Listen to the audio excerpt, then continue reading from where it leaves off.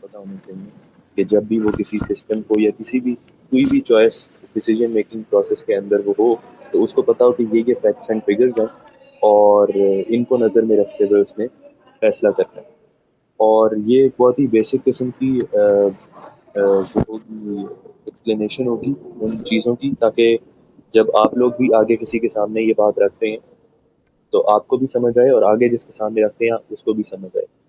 اور سٹارٹ کرنے سے پہلے میں ایک دو چیزیں کلیئر کر دیتا ہوں. پہلی چیز یہ کہ میں کچھ چیزوں کے اوپر سخت سٹینس لوں گا اور میں یہ ایکسپیکٹ کر رہا ہوں آپ لوگوں سے کہ آپ لوگ مجھے اس پہ بہت ہی سخت طریقے سے اکاؤنٹیبل بھی ٹھہرا سکتے ہیں.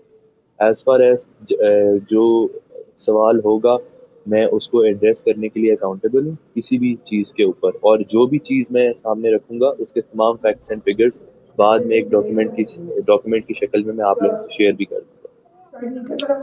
تو سب سے پہلے ہمیں میرے خیال میں اس چیز کو ہر کوئی اکنالج کرے گا کہ اس وقت جو مورل سٹرکچر کا ڈکلائن ہوا پڑا ہے ہمارے معاشرے کے اندر، اور اس کا سب سے بڑا جو پرفارمنس ہے جو اس کو ہم KPI کے طور پہ لے سکتے ہیں، وہ اس وقت کی پولیٹیکل سچویشن ہے کہ 60% سے اوپر جو یوتھ ہے پاکستان کی، جو پاپولیشن ہے پاکستان کی، وہ یوتھ کے بریکٹ کے اندر فال کرتی ہے. اور اس وقت جو پولیٹیکل سچویشن ہے یہ نہ ہوتی اگر یوتھ انٹلیکچولی اتنی کیپیبل ہوتی کہ وہ صحیح چوائسز صحیح ٹائم کے اوپر کر سکے. لیکن کیونکہ پچھلے 20 سال کے اندر ہماری جو مین اسٹریم لیڈرشپ ہے، سیلیبریٹی کلچر ہے، وہ سب ان لوگوں کے ہاتھ میں رہا ہے جو خود انٹلیکچولی کیپیبل نہیں تھے. تو یہ ایک لیڈنگ افیکٹ ہے جو یوتھ کے اندر آپ ہمیں نظر آ رہا ہے. سب سے پہلے اس چیز کو ڈیوائڈ کیا ہم نے دو پارٹس کے اندر، ایک اکنامک پوائنٹس ہیں اور دوسرے پولیٹیکل سسٹم سے ریلیٹڈ پوائنٹس ہیں. تو سب سے پہلے اکنامک پالیسی سے ریلیٹڈ جو بلنڈرز ہیں جو ہسٹری کے اندر ہوتے رہے ہیں وہ ہم سامنے رکھتے ہیں. اس کے اندر دو پالیسیز ہیں جو میں چاہتا ہوں کہ سب لوگ پہلے اپنے کنسیپچولی اس کو سمجھ لیں. ایک طریقہ جو ڈیمانڈ اینڈ سپلائی میکینزم ہوتا ہے، بیسک ایک چیز کی ڈیمانڈ بڑھے گی تو اس کی پرائس بڑھ جائے گی، ایک چیز کی ڈیمانڈ کم ہوگی تو اس کی پرائس کم ہو جائے گی، سپلائی بڑھے گی تو پرائس کم ہو جائے گی، سپلائی کم ہوگی تو پرائس جو ہے وہ بڑھ جائے گی. دوسری چیز، گورنمنٹ کے پاس 3 پالیسی آپشنز ہوتی ہیں. سب سے پہلی پالیسی آپشن ہوتی ہے فسکل پالیسی، دوسری ہوتی ہے مانیٹری پالیسی اور تیسری ہوتی ہے supply side policy. Fiscal policy government کے ٹیکسیشن اور گورنمنٹ کے پیسے خرچ کرنے کو کہتے ہیں.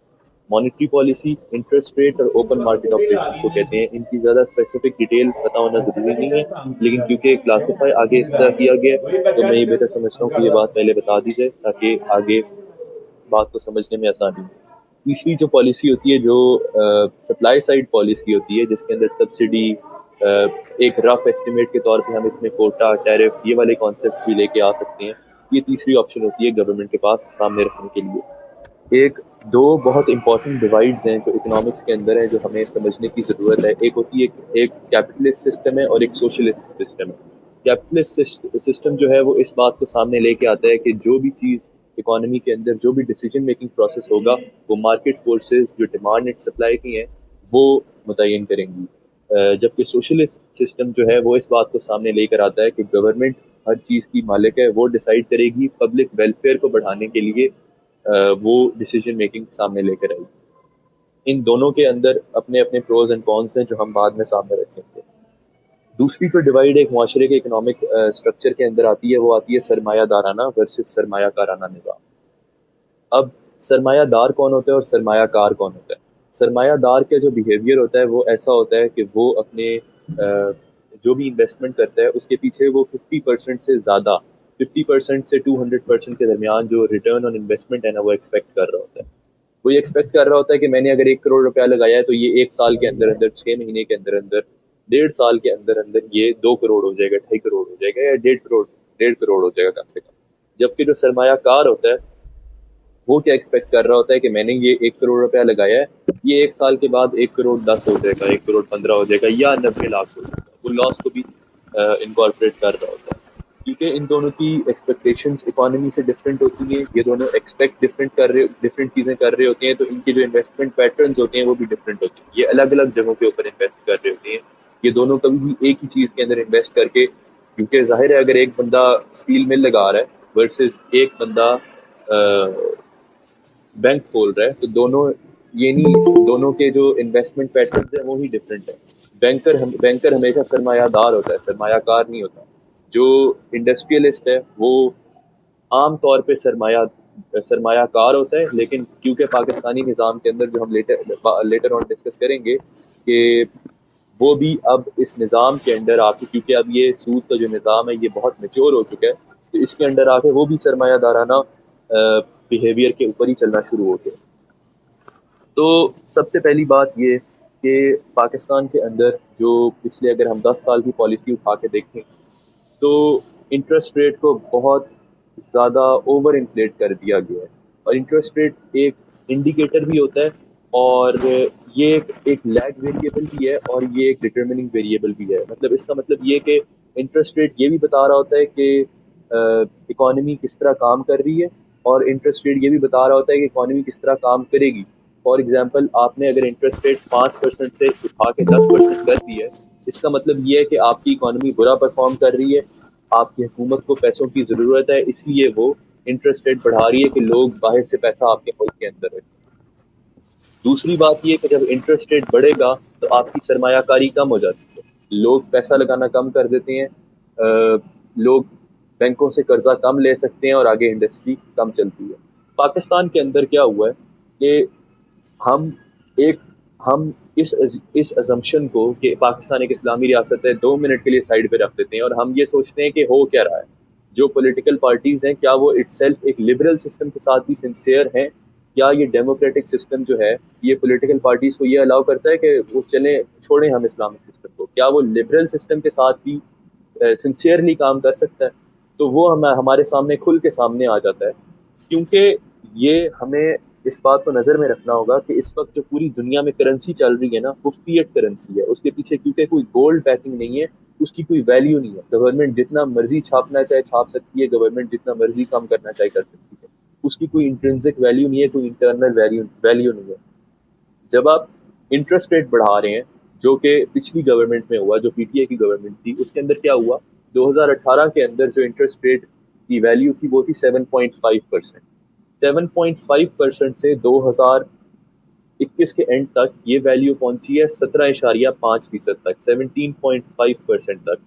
یہ جو 10% کا جو یہ اسپائک آیا ہے وہ کیا رہا تھا؟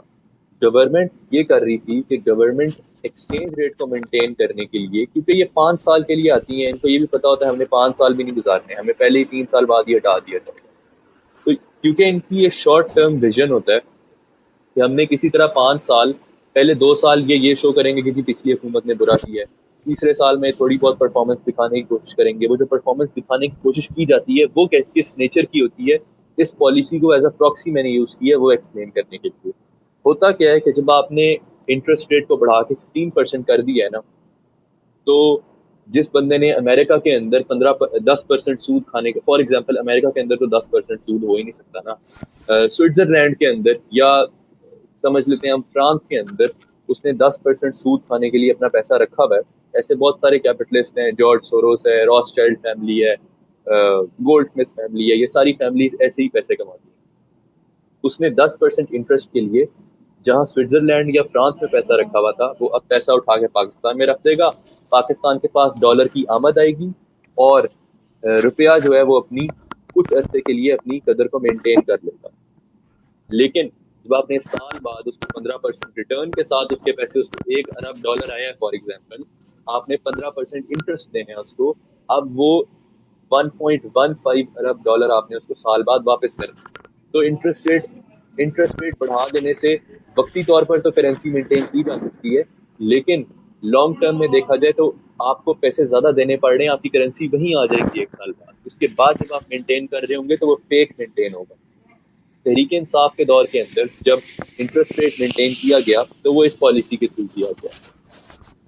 اب صرف یہ پالیسی نہیں ہے، یہ صرف ایک پراکسی ہے، کیونکہ اس وقت ہم دیکھتے ہیں کہ عمران خان کو ایک بیٹر پولیٹیشین کنسیڈر کیا جاتا ہے جو ایگزسٹنگ لسٹ ہے اس کے اندر. تو یہ کنسیڈر کرتے ہوئے کہ چلیں ہم، کیونکہ میں زیادہ تر لوگ یہی سمجھتے ہیں، میجورٹی یہی سمجھتی ہے کہ عمران خان ایک بہت اچھا پولیٹیکل لیڈر ہے، اور وہ اس نظام کے اندر سب سے بہترین پولیٹیکل لیڈر کی اگر کوئی شکل ہے تو میں عمران خان آ سکتا ہے. اب اگر اس کی گورنمنٹ میں یہ حالت ہو رہی ہے تو ہم خود ہی ازیوم کر سکتے ہیں کہ باقی گورنمنٹس کے اندر کیا ہو رہا ہوگا اگر ہم فورن ڈیٹ کا چارٹ جا کے دیکھیں نا، تو جو سب سے بڑا اسپائک آیا ہے، ابھی آپ لوگ گوگل کر لیں foreign debt of Pakistan chart, Google کے اوپر آپ کو سی ای آئی سی کا ڈیٹا نکل آئے گا. اس چارٹ میں اگر آپ جا کے دیکھیں تو 2018 تک پاکستان کی ایکسٹرنل ڈیٹ کم ہو رہی ہے as a percentage of G D P. لیکن 2018 کے بعد تاریخ کا سب سے بڑا اسپائک آیا ہے. پاکستان کی جو 70 سالہ تاریخ ہے اس کے اندر سب سے بڑا اسپائک ان 3 سالوں کے اندر آیا ہے. آپ کی ایکسٹرنل فورن ڈیٹ کی جو شرح ہے وہ سب سے پیک پر 37.5 تک گئی ہے. 37.5% تک آپ کی یہ شرح گئی ہے فورن ڈیٹ کی. ایک وہ حکومت جو یہ کہتی تھی کہ ہم کسی کے سامنے بھیک نہیں مانگیں گے، وہ 4 دفعہ آئی ایم ایف کے پاس گئی. اس نے یہ اتنی بڑی اسپائک ڈالی فورن ڈیٹ کے اندر، اس کے باوجود کہ اس نے انٹرسٹ ریٹ 17.5% تک پہنچا دیے ہوتے. اب اس سے اوپر تو انٹرسٹ ریٹ جا ہی نہیں سکتا، تو پھر گورنمنٹ نے کیا کیا ہے، آنے والی گورنمنٹ نے کیا کیا ہے، اس کے اوپر تیل کو آگ لگانے والی بات کی ہے کہ انٹرسٹ ریٹ کو 20% پہنچا. جو ہو رہا ہے وہ سب ہمارے سامنے ہے. اس کے علاوہ جو ٹیکس سٹرکچر ہے اس کے اندر ہم حالت اپنی دیکھ سکتے ہیں. بہت ایک صاف تصویر ہے کہ ایک بندہ اگر لینڈ کروزر امپورٹ کرواتا ہے اس کے اوپر بھی وہی پرپورشن آف ٹیکس لگتی ہے جو ایک گاڑی کے اوپر لگتی ہے، اور ورسز ایک بندہ اگر فار ایگزامپل بھی چھوٹی گاڑی اگر N1 وہ امپورٹ کروا رہا ہے اس کے اوپر بھی وہی پرپورشن لگ رہی ہے. لینڈ کروزر کے ٹائر کے اوپر بھی وہی ٹیکس لگتا ہے، N1 کے ٹائر کے اوپر بھی وہی ٹیکس لگتا ہے. جتنی جو کیونکہ پاکستان ایک امپورٹ بیسڈ اکانومی ہے تو امپورٹ کے ٹیکسز بہت میٹر کرتے ہیں. پاکستان میں زیادہ تر جو امپورٹ ہو رہی ہے وہ لگزوریس آئٹمس کی نہیں ہو رہی، لیکن کیونکہ پاکستان ایک امپورٹ بیسڈ اکانومی ہے تو ٹیکس کلیکشن کا ایک بہت بڑا ذریعہ ہے. اس کے اندر اگر یہ فلا ہے کہ آپ نے پروگریسو ٹیکسیشن ہی نہیں کی ہوئی جس کی وجہ سے یہ کیپٹلسٹ اسٹرکچر پروموٹ ہو رہا ہے، تو یہ ایک بہت کھلا انڈیکیٹر نکل کے آتا ہے کہ یہ سیاستدان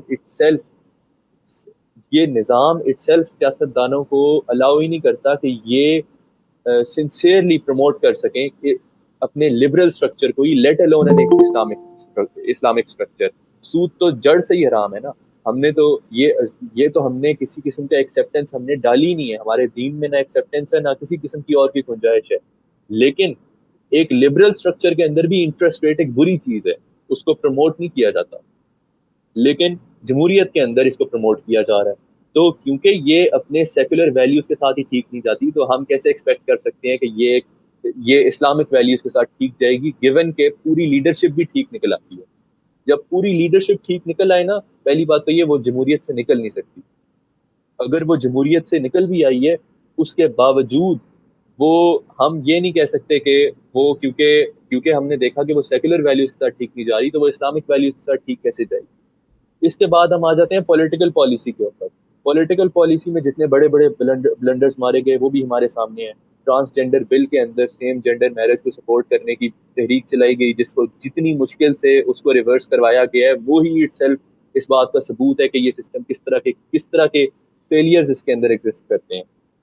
اس کے بعد ناموس رسالت کے اوپر ایک ایسا پولیٹیکل لیڈر جس کا سٹینس ہی اسلامک تھا، جو اس وقت ایک اسلامک پروموشن سامنے لے کر آ رہا تھا، اس کے تھرو کیا ہو رہا تھا کہ ہم نے ناموس رسالت کے اوپر اتنا ویک سٹانس دیکھا کہ جب فرانس کے سفیر کو نکالنے کی بات آئی تو اس ایک ملک کا وزیر اعظم ہے، ٹھیک ہے، اس کو ایک فرانس کے سفیر نکالنے کی بات ہو رہی ہے کس مسئلے کے اوپر؟ ناموس رسالت کے مسئلے کے اوپر.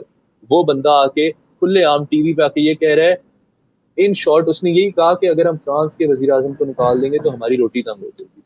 ٹھیک ہے، جیسے رزق دینے والی ذات جو ہے وہ فرانس ہے، وہ اللہ نہیں ہے. خیر، اس کے بعد پھر ہم نے دیکھا کہ ڈیموکریسی میں پاکستان کو، خیر یہ پوائنٹ میں اینڈ پہ ڈسکس کرتا ہوں. اس کے بعد ہم نے چائلڈ پروٹیکشن رائٹس بل کے اندر جو 2 نمبری ہوئی وہ بھی ہم نے دیکھی کہ اس کے اندر ایسی عجیب قسم کی باتیں تھیں کہ فار ایگزامپل اگر ایک باپ سارا دن کا تھک کے آیا ہے اور اس نے جو اولاد کو ایسے مخاطب کر دیے کہ وہ ڈر گیا، مطلب بیٹا ڈر گیا باپ سے، پورا دن کا باپ تھکا ہوا ہے اور غصہ کر دیا اس نے کسی بات پہ اور اولاد ڈر گئی ہے، تو اولاد پولیس کو کال کرے اور باپ کو جو ہے اریسٹ کروا، اور وہ 6 مہینے بیچارہ جیل میں پڑے گا اس کے پاس. یہ وہ ویلیوز ہے جو ہمارا معاشرہ دیتا ہے. اگر آپ نے یہ ویلیوز دینی بھی ہے، اگر آپ نے یہ رائٹس دینے بھی ہیں نا ایک 5 سال کے بچے کو، ایک 10 سال کے بچے کو، اس جن ملکوں میں یہ دیا جاتا ہے نا، وہاں پہ پر منتھ 3-4 لاکھ روپیہ الاؤنس دی جاتی ہے اس بچے کو، پاکستانی جس بچے کو یہ رائٹ دیا جاتا ہے. آپ نے تو نہ اس بچے کو وہ پیسے دینے ہیں، اس کے بعد فیملی اسٹرکچر آپ کا ویسے ٹوٹ رہا ہے، اس کے اوپر آپ نے یہ سونے پہ سہاگے یہ والے بلز مار دیے. اور یہ بہت فنڈامنٹل مسئلے ہیں، میں کوئی بہت اسپیسیفک مسئلے نہیں جا کے چھیڑ رہا، یہ وہ مسئلے ہیں جو اٹ سیلف اتنے بڑے بڑے فیلئرز ہیں کہ اگر ان مسئلوں کے اندر ہم نے کمپرومائز کیا ہوا ہے نا، تو پھر ہم کسی اور مسئلے کے تھرو ان مسئلوں کو کور نہیں کر سکتے. میں یہ والے مسئلے اس لیے سامنے لے کر آ رہا ہوں. اس کے بعد ہم نے دیکھا کہ جب ٹی ایل پی کی مارچ ہوئی تو ان کے ساتھ بہت ایک حد امیز رویہ اختیار کیا گیا. ان کے ساتھ معاہدہ کیا کہ ہم فرینچ ایمبیسیڈر کو نکالیں گے، لیکن کچھ ہی دن کے بعد جب ڈیڈ لائن آئی، اینڈ ڈیڈ لائن آنے پہ ہم مکر گئے. ان کے اوپر ہم نے تیزاب والی بارش کی، ڈنڈے مارے، ان کے ہم نے بندے مارے، زخمی ہوئے، کئی لوگوں کی آنکھیں نکلی ہوئی تھی، بازو کٹے ہوئے تھے، انگلیاں کٹی ہوئی تھی، خون سے بھرے پڑے تھے. ان لوگوں کو ہم نے، جن لوگوں کے منہ پہ داڑیاں تھیں، جو ناموس رسالت کے نعرے لگا کے سڑکوں پہ نکلے ہوئے تھے، ان کو ہم نے اس رویے کا ہم نے وہ بنایا. اور ایک اور بات نکل کے آتی ہے کہ جب ہمارے ساتھ وہ خود ہوا، اس پارٹی کے ساتھ جو پارٹی یہ پیچھے کر کے آئی ہوئی تھی، وہ تو چلے ناموس رسالت کے لیے نکلے ہوئے تھے، نام نہاد ہم کہہ دیتے ہیں جی، وہ نام نہاد نکلے ہوئے تھے، وہ سنسیئر نہیں تھے. جب آپ کے ساتھ وہی کام ہوا ہے، پھر آپ نے شور کیوں مچا دی؟ پھر آپ ایک جمہوری پارٹی جو یہ کام کر چکی ہے، وہ اتنی اکاؤنٹیبلٹی اگر اس نظام کے اندر ہوتی تو وہ بعد میں آ کے یہ چیز اون کرتے کہ یار چلو ٹھیک ہے، ہم نے کیا تھا، جائز تھا، اب ہمارے ساتھ ہو رہا ہے، جائز ہے. جب آپ دوسرے کے ساتھ کریں تو وہ ناجائز ہو جائے، وہ جائز ہو جائے. جب آپ کے ساتھ ہو رہا ہو تو آپ کربلا کا میدان بنا دیں جگہ کو. پھر uyghur مسلم کے اوپر جو ویک سٹینس لیا گیا، فورن پالیسی کی پراکسی، میں نے اس پالیسی کو پکڑا ہے، کیونکہ اس سے بڑا کوئی ٹیسٹ ہو نہیں سکتا کہ آپ کے سامنے ایک جرنلسٹ بیٹھا ہوا ہے جو غیر مسلم ہے، جو کافر ہے، یونائٹڈ اسٹیٹس کا جرنلسٹ ہے. وہ آپ کو یہ کہہ رہا ہے خان صاحب آپ کی uyghur مسلمس کے اوپر کیا پالیسی ہے. آپ نے اس کو سیدھا سیدھا انکار کر دیا کہ کن لفظوں میں آپ نے کہا I've got enough on my plate already. کہ میرے اوپر ایک سائڈ پہ انڈیا ہے، ایک سائڈ پہ افغانستان ہے، میں اس مسئلے میں نا پڑھنا نہیں چاہتا. اس کے اوپر سونے پہ سہاگا آپ نے یہ کر دیا. آپ نے کہا یہ ان کا پرسنل مسئلہ ہے. آپ حق اور باطل کی جنگ کے اندر نیوٹرل ہونے کی بات کرتے ہیں. جب uyghur مسلمس کے اوپر بات آئی تو آپ نے کیا نیوٹرل سٹینس لے لیا؟ آپ نے کہا ان کا پرسنل مسئلہ ہے.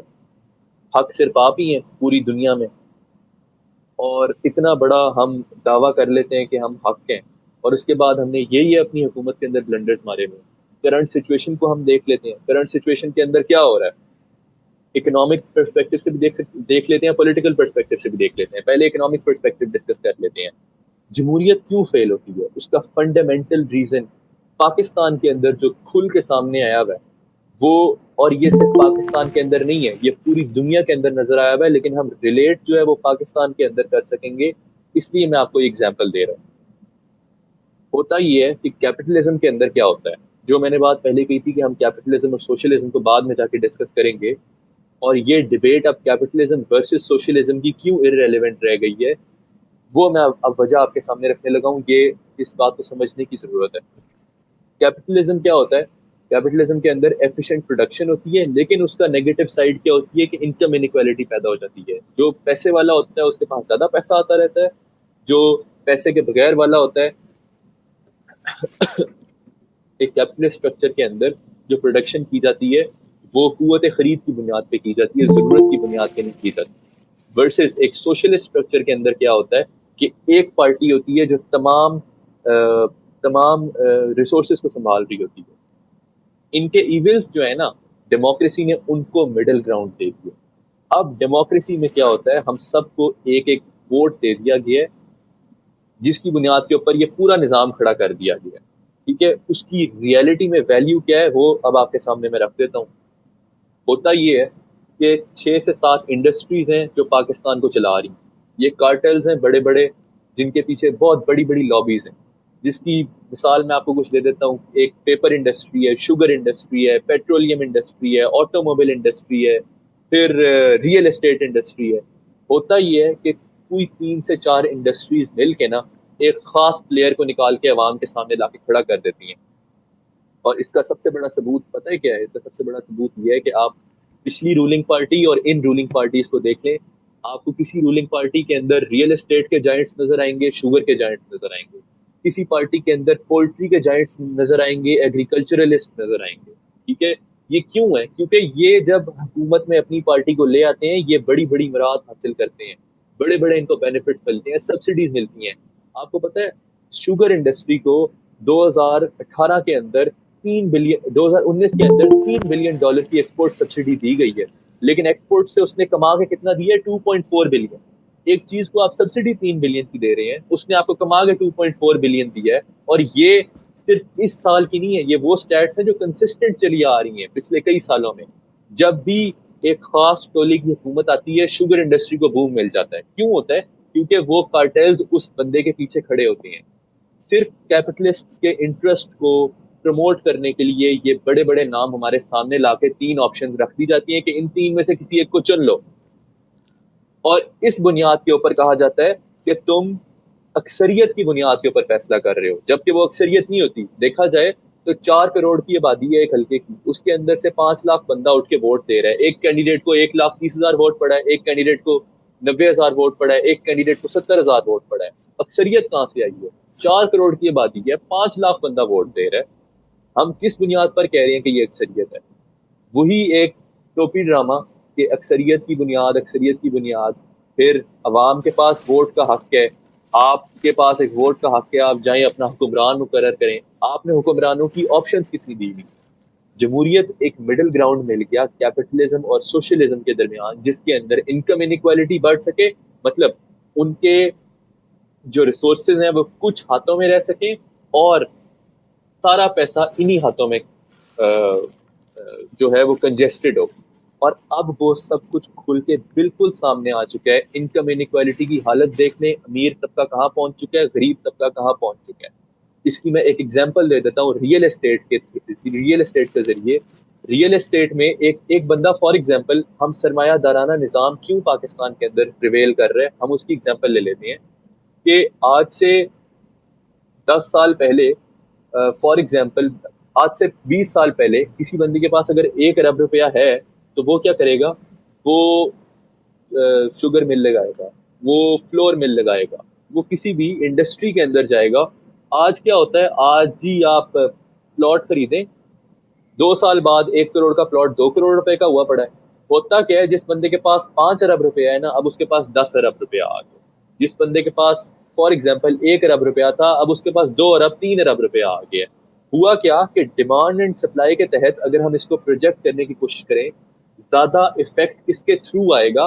2 ارب کی موومنٹ کے تھرو آئے گا. ڈیمانڈ بڑھے گی 2 ارب کی موومنٹ سے زیادہ, پرائس بڑھ رہی ہے 2 ارب کی وجہ سے, لیکن پرائس کا افیکٹ آ کس پہ رہا ہے؟ اس غریب مزدور پہ آ رہا ہے جس کی روٹی پہلے 6 روپے کی تھی, آج وہ روٹی 22 روپے کی ہوئی پڑی ہے. ٹھیک ہے, اب مزدور کی دہاڑی آج سے 5 سال پہلے 600 روپیہ تھی, آج وہ 1,000 روپے ہے. آپ نے 600 روپے کو اٹھا کے 1,000 روپیہ کر دیا, ورسز وہاں 1 ارب والے کا 3 ارب ہو رہا ہے. یہ کہاں کا انصاف ہے؟ یہ وہ سرمایہ دارانہ نظام ہے جو سود کے ذریعے, صرف سود ایک انیشیٹنگ سٹیپ ہے. اللہ نے قرآن میں سود اس لیے منع کیا کہ اس میں گھسو ہی مت, اس سرمایہ دارانہ نظام کو یہ انیشیٹنگ سٹیپ ہی مت لو. لیکن ہم نے وہ انیشیٹنگ سٹیپ کو اٹھا کے اتنا پروموٹ کر دیا کہ اب ہم نے وہ پوری انوائرمنٹ ہی وہ بنا دی ہے جس کے اندر تمام ڈیموکریٹک پولیٹیکل لیڈر اسی سوچ کو پروموٹ کر رہے ہیں. جو پارٹی آتی ہے وہ اسی سرمایہ دارانہ نظام کے ڈفرینٹ پلیئرز کو سپورٹ کرتی ہے, اور وہ جن کی پارٹی نہیں آتی ان کو بھی نقصان نہیں ہوتا, کیونکہ ان کو پتا ہوتا ہے یار ہمارے پیچھے سے یہ ہٹے تو انہوں نہیں آنا. تو یہ وہ پورا آرگیومنٹ ہے جو میں نے آپ کے سامنے سم اپ کر کے رکھ دیا ہے, کچھ ریزنز کے اور کچھ فیکٹس اینڈ فگرز کے تحت. اور اس کے تھرو ہمیں پتہ چلتا ہے کہ جمہوریت کیسے ایک فیلڈ نظام ہے, اور اس کی اصلیت کیا ہے, یہ کیپٹلسٹ کو کس طرح سپورٹ کرتی ہے, اور کیپٹلسٹ اس کو کیوں سامنے لے کے آنا چاہتے ہیں. پروز اینڈ کونس کیا تھے, نیگیٹوز اور پازیٹیوز کیا تھے, وہ سامنے میں نے آپ کے سم اپ کر کے رکھی ہیں. آپ کا کوئی بھی آپ سوال ہے تو میں حاضر ہوں. جی تھینک یو سلام بھائی. اچھا ہینڈ ریز کر دیں جن کے کوشچن ہیں تو ون بائی ون سب کے کوشچن لے لیتے ہیں. جی اعزاز شاید آپ نے ہینڈ ریز کیا. اچھا جنید بھائی اور زرغم، میرا بیسکلی سوال یہ ہے کہ ہم اگر اس بندے کو دیکھتے ہیں جو کہ ایک مل کا آنر ہے، ٹھیک ہے، وہ کیوں مطلب اپنا کاروبار بڑا کرتا ہے لوگوں پر ظلم کر کے، ٹھیک ہے، اس کو یہ بات پتا ہوتی ہے کہ میں لوگوں کا حق مار رہا ہوں اور میں ان لوگوں کے ساتھ انویسٹ کر رہا ہوں جو کہ بیسکلی عہدیدار ہیں اس ملک کے، ٹھیک ہے، وہ کیوں مال اکٹھا کر رہا ہے؟ میں اس کاز کی طرف ڈسکشن چاہتا ہوں کہ یہ ایک سینیریو ہے نا، کل کو ہمارے بچے بھی یہی کام کریں گے، ہمارے بچے نہ کریں تو ہمیں اس کا کاز پتہ کرنا پڑے گا پہلے۔ وہ اس لیے کر رہا ہے کیونکہ وہ کر سکتا ہے، اس کو اس نظام نے وہ ریلیکسیشن دے دی ہے کہ وہ کر سکتا ہے، اگر وہ نہیں کرے گا تو کوئی اور آ کے کر لے گا. اچھا یہ بات زرگم، نہیں آپ اگر ہوتے اس جگہ پہ، میں جو سمجھانا چاہتا کوشچن جو ہے نا، آپ نہیں کرتے، مجھے پتہ ہے یہ بات، کیونکہ آپ اس جگہ پہ نہیں ہوتے ورنہ میں وہ جی جی جی. جی آپ پورا کر لیں. تو میں چاہ رہا ہوں کہ یعنی کہ سمپلی نا کہ ایک بندہ کسی کو دھوکا یا ظلم کیوں کرتا ہے، وہ اس کاز کو ہم معلوم کریں۔ جی جی اب میں وہ بات کہنے کا مقصد یہ تھا کہ کبھی بھی معاشرہ 100% ٹھیک نہیں ہو سکتا. آپ کا نظام جس طرح کا ہوگا اس طرح کے لوگ سامنے آ جائیں گے. فار ایگزامپل اگر 80% معاشرہ اچھا بھی ہے اور 20% برا ہے، اگر آپ کا نظام اوپر برائی کو ریلیکسیشن دے رہا ہے تو وہ 20% کو اٹھا کے ہی اوپر لے آئے گا. ٹھیک ہے، جب تک آپ ایک نظام اسٹیبلش نہیں کر لیتے تب تک یہ برائیاں ہوتی رہیں گی کیونکہ وہ کر سکتے ہیں. 95% بھی اگر لوگ اچھے ہو جائیں 5% تو برے رہیں گے. اگر نظام بروں کو ریلیکسیشن دے رہا ہے اور اچھوں کو دبا رہا ہے تو برے ہی نکل کے اوپر آئیں گے نا پھر. تو یہ نظام، یہ جو مسئلہ ہے، اگر آپ انڈیویجول سائیکالوجی کی بات کر رہے ہیں تو اس پہ میری کوئی گرپ نہیں ہے، لیکن اگر آپ اکنامک نظام کی بات کر رہے ہیں تو اکنامک نظام جب تک برائی کو سپورٹ کر رہا ہے، برائی کو ریلیکسیشن دے رہا ہے، تو یہ لوگ تو اٹھ کے آتے رہیں گے. ہم انڈیویجول مسئلوں کے اندر کیوں پڑیں جب ہمیں پتہ ہے کہ اگر 99% بھی لوگ اچھے ہو جائیں، لیکن اگر نظام 1% کو گنجائش دے رہا ہے کہ وہ آ کے برائی کر سکتا ہے، تو وہ 1% اٹھ کے کیوں آ کے گنجائش کو اویل نہیں کرے گا. جی جی تھینک یو. ایمان نبی بخش آپ کو ہینڈ ریز. میری آواز آ رہی ہے؟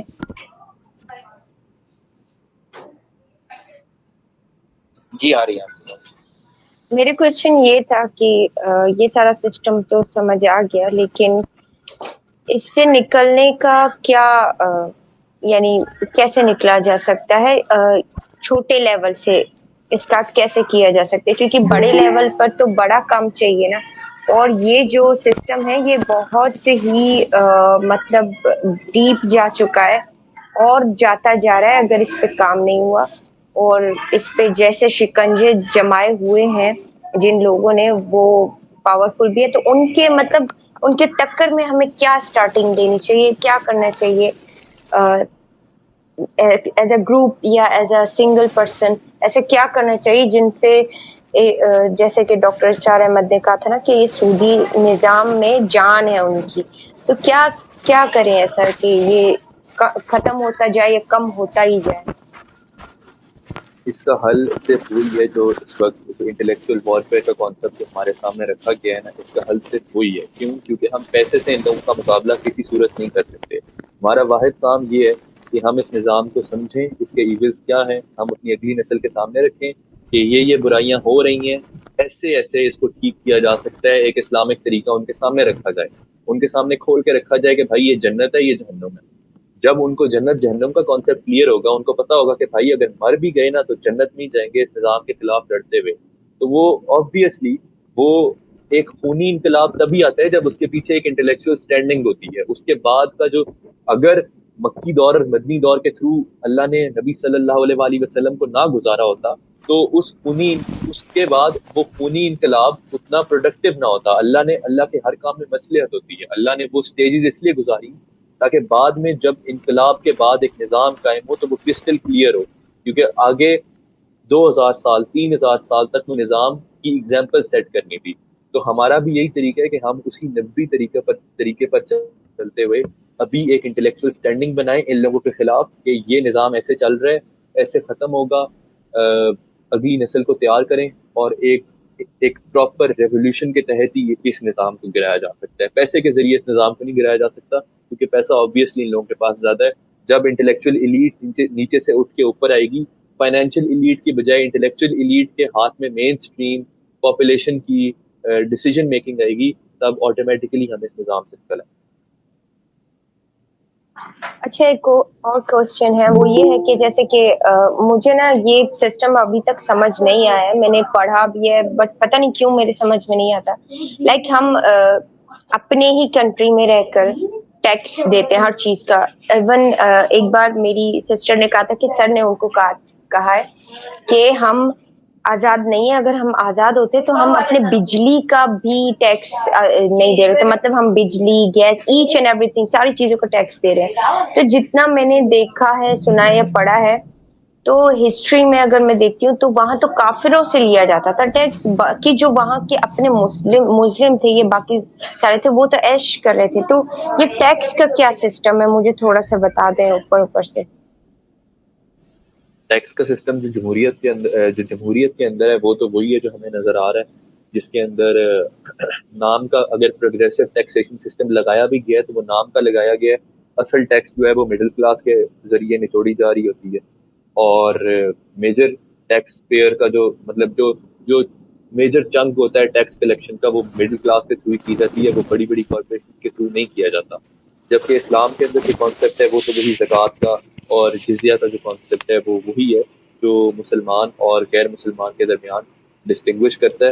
اور جب آپ ایک نیا علاقہ فتح کریں گے تو وہاں پر جب مسلمانوں کے اوپر ٹیکسیشن کی باری آئے گی تو آپ وہی زکوٰۃ ٹیکس لگائیں گے, اور جب غیر مسلم کے اوپر آئے گی تو اسلام پورا ایک اس کے اوپر ایک proper fundamental system lay down کرتا ہے. لیکن اس کے اندر ایک بڑا ڈسٹنگوشنگ فیکٹر یہ ہے کہ اگر آپ بڑھا بھی دیں نا اس کو ٹیکسیشن سسٹم, آپ اسلام کا سارے ٹیکس بھی لگا دیں تو وہ 7-7.5% پہ پہنچتا ہے. جبکہ جمہوریت کے اندر اگر ٹیکسیشن کو دیکھا جائے, انڈائریکٹ ٹیکسیشن, آپ ہر بجلی کے اوپر ٹیکس لگا رہے ہیں, گیس کے اوپر ٹیکس لگا رہے ہیں, انکم کے اوپر ٹیکس لگا رہے ہیں, کمپنیز کے اوپر ٹیکس ہے, آپ گاڑی کا آپ پیٹرول بھرواتے ہیں اس کے اوپر ٹیکس ہے, تو یہ ٹیکس پہنچ جاتا ہے آپ کی آمدنی کا 30 سے 35%. یہ اتنا بڑا ظلم ہے کہ اسی ظلم کے خلاف جہاد کی جو بیسس رکھی گئی تھی نا مسلمانوں نے رومن اور پرشین امپائر کے خلاف, وہ اسی بیسس پر کی تھی کہ وہاں کی عوام تنگ تھی یہ 20-30% ٹیکس سے. تو ان کے خلاف جہاد ہوتا تھا اور وہ علاقے فتح ہوتے تھے, مسلمان کو ریلیکسیشن دیتی تھی, مسلمان جو لیڈرشپ تھی وہ ان کو ریلیکسیشن دیتی تھی ٹیکس کے اندر, وہ 7% ٹیکس دے کے جو ہے وہ اس حکومت سے راضی ہوتے تھے. تو ابھی بھی وہی صورت حال ہے کہ اتنا بڑا ٹیکس کا ہمارے اوپر وہ زور ڈالا ہوا ہے کہ آپ 20% 30% جو ہے اپنی آمدنی کا ٹیکس دے دیتے ہیں, جس کا ان دی اینڈ کوئی فائدہ نہیں ہے. کیوں؟ کیونکہ میں آپ کو ایک ایگزامپل دیتا ہوں. ہم ایک فیٹ اکانومی کے اندر ہیں جس کے اندر پیسہ پرنٹنگ کے ذریعے اس کی ویلیو چھاپی جاتی ہے. فار ایگزامپل, میں اگر 1 کروڑ روپیہ مہینے کا کما رہا ہوں اور میں 30 لاکھ روپیہ گورنمنٹ کو دے رہا ہوں, گورنمنٹ کے پاس یہ اتھارٹی ہے کہ وہ پیسہ چھاپ سکتی ہے. گورنمنٹ کے پاس اگر 1 ارب روپیہ پڑا ہوا ہے, فار ایگزامپل گورنمنٹ اس کا 30% زیادہ چھاپ لے, تو میرا کیا ہوگا, میری پیسے کی ویلیو اتنی کم ہو جائے گی. ایک ہی بات ہو رہی ہے اگر مجھ سے گورنمنٹ ٹیکس لے رہی ہے اور گورنمنٹ اور پیسہ چھاپ رہی ہے, تو فیٹ سسٹم کے اندر تو اٹ سیلف یہ ایک بہت ہی مطلب فلاڈ کانسیپٹ بن جاتا ہے کہ آپ عوام کو ٹیکس کریں. تو پھر وہی اس کو کور کرنے کے لیے ہمیں یہ 30% ٹیکس لگانے پڑتے ہیں. تو پھر عملی طور پر کیا کرنا چاہیے, کیونکہ اگر نیکسٹ جنریشن کو بھی ان کو ٹرین بھی کرنا ہے تو وہ تو عملاً دیکھ کر ہی ٹرین ہوگی نا, کیونکہ صرف باقی چیزیں کر کے وہ تھوڑی ٹرین ہوگی. انٹلیکچوئل بھی ہمیں عمل تو کرنا ہے. تو ایسا کیا عمل کیا جائے جس سے بعد میں ہماری جنریشن کو بھی پتہ چلے, آنے والے بچوں کو بھی پتہ چلے کہ ہاں بھائی یہ سارا کچھ کر کے تم ان کے خلاف عمل کر سکتے ہو. کیونکہ بہت ساری چیزیں ہوتی ہیں, اور دوسری بات جہاد بھی ہے, بہت سارا کچھ ہے. تو اسٹارٹنگ تو کسی نہ کسی گروہ کو کہیں نہ کہیں سے کسی کو لینی پڑے گی. تو وہ کیا اسٹارٹنگ ہے ایگزیکٹلی, کہ مطلب ہم عملاً یہ کریں کہ وہ اس چیز کو ایٹ لیسٹ ان تک کی آواز جائے, ایٹ لیسٹ ان کو یہ پتا تو ہو کہ ہاں بھائی یہ لوگ اس چیز کے خلاف اب اٹھ چکے ہیں, یہ آگے جا کے ہم کو نہیں چھوڑنے والے. عمل کے نا 2 سائڈز ہیں. ایک تو عمل ہمارے سامنے نظر آ رہا ہے, جو ایگزسٹنگ نظام ہے اس کے جو ایونز ہیں وہ ہمیں سامنے نظر آ رہے ہیں کہ بھائی یہ تو غلط ہو رہا ہے نا, تو سب سے پہلے تو ہم اپنی اگلی نسل کے سامنے یہ رکھ سکتے ہیں کہ یہ ظلم جو ہے وہ ہمارے اوپر ہو رہے ہیں. پھر جب وہ سولوشن کے اوپر آئیں گے تو ان کو ہم پرپوز کر دیں گے کہ بھائی یہ سولوشن ہے جو اسلام نے پرپوز کیا ہوا ہے, اور یہ ایسے ایسے ویلیڈیٹ کرتی ہے جو ایگزسٹ, جیسے میں نے ویلیڈیٹ ابھی آپ کو کیا کہ جمہوریت کے اندر کیپٹلزم اور سوشلزم کے دونوں ایونٹس ملا کے سامنے رکھتی ہیں, جبکہ خلافت کے اندر انہی دونوں کانسیپٹ کے جو پازیٹیو سائڈز ہیں وہ جوڑ کے سامنے رکھتی جاتی ہیں. جمہوریت کے اندر ان دونوں کے ایونٹس ملا کے رکھتی ہیں. جب آپ ان چیزوں کو ویلیڈیٹ کر کے ایک خلافت کا کانسیپٹ جو پازیٹیو کانسیپٹ ہے, یہ صرف ایک مطلب ریپرزینٹیٹیو ہے اس تھاٹ کا جو میں آپ کو سمجھانا چاہ رہا ہوں, کہ جیسے ہم نے یہ پروو کر دیا کہ یہ دونوں ایونٹس ملا کے اس سسٹم کے اندر آ گئے ہیں, ویسے ہی ہم یہ پروو ان کو کر دیں تھیوریٹیکلی کہ ان دونوں کے جو پازیٹیوز ہیں وہ اس سسٹم کے اندر ہیں, تو آبویسلی ایک بچے نہیں پورا انقلاب لے کے آ جانا. اللہ جب یہ جماعت تیار کرے گا تو ان کی کوئی بندہ اکنامکس میں اسپیشلائز کرے گا, کوئی بندہ فزکس میں اسپیشلائز کرے گا, کوئی بندہ کیمسٹری میں اسپیشلائز کرے گا. جب یہ اسپیشلسٹ ملیں گے تو آبویسلی کوئی نہ کوئی عملاً موومنٹ تو تبھی ہو سکتی ہے. لیکن ابھی عملی طور پر آپ اپنی اگلی نسل کو یہ بتا سکتے ہیں کہ اس نظام کے اندر یہ برائیاں ہیں.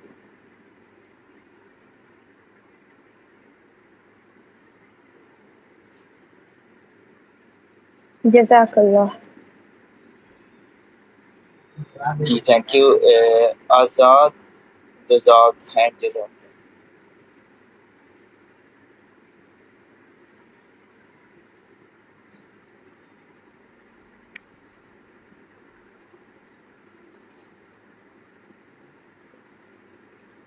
جی اسد رزاق آپ کا ہینڈ ریز ہے.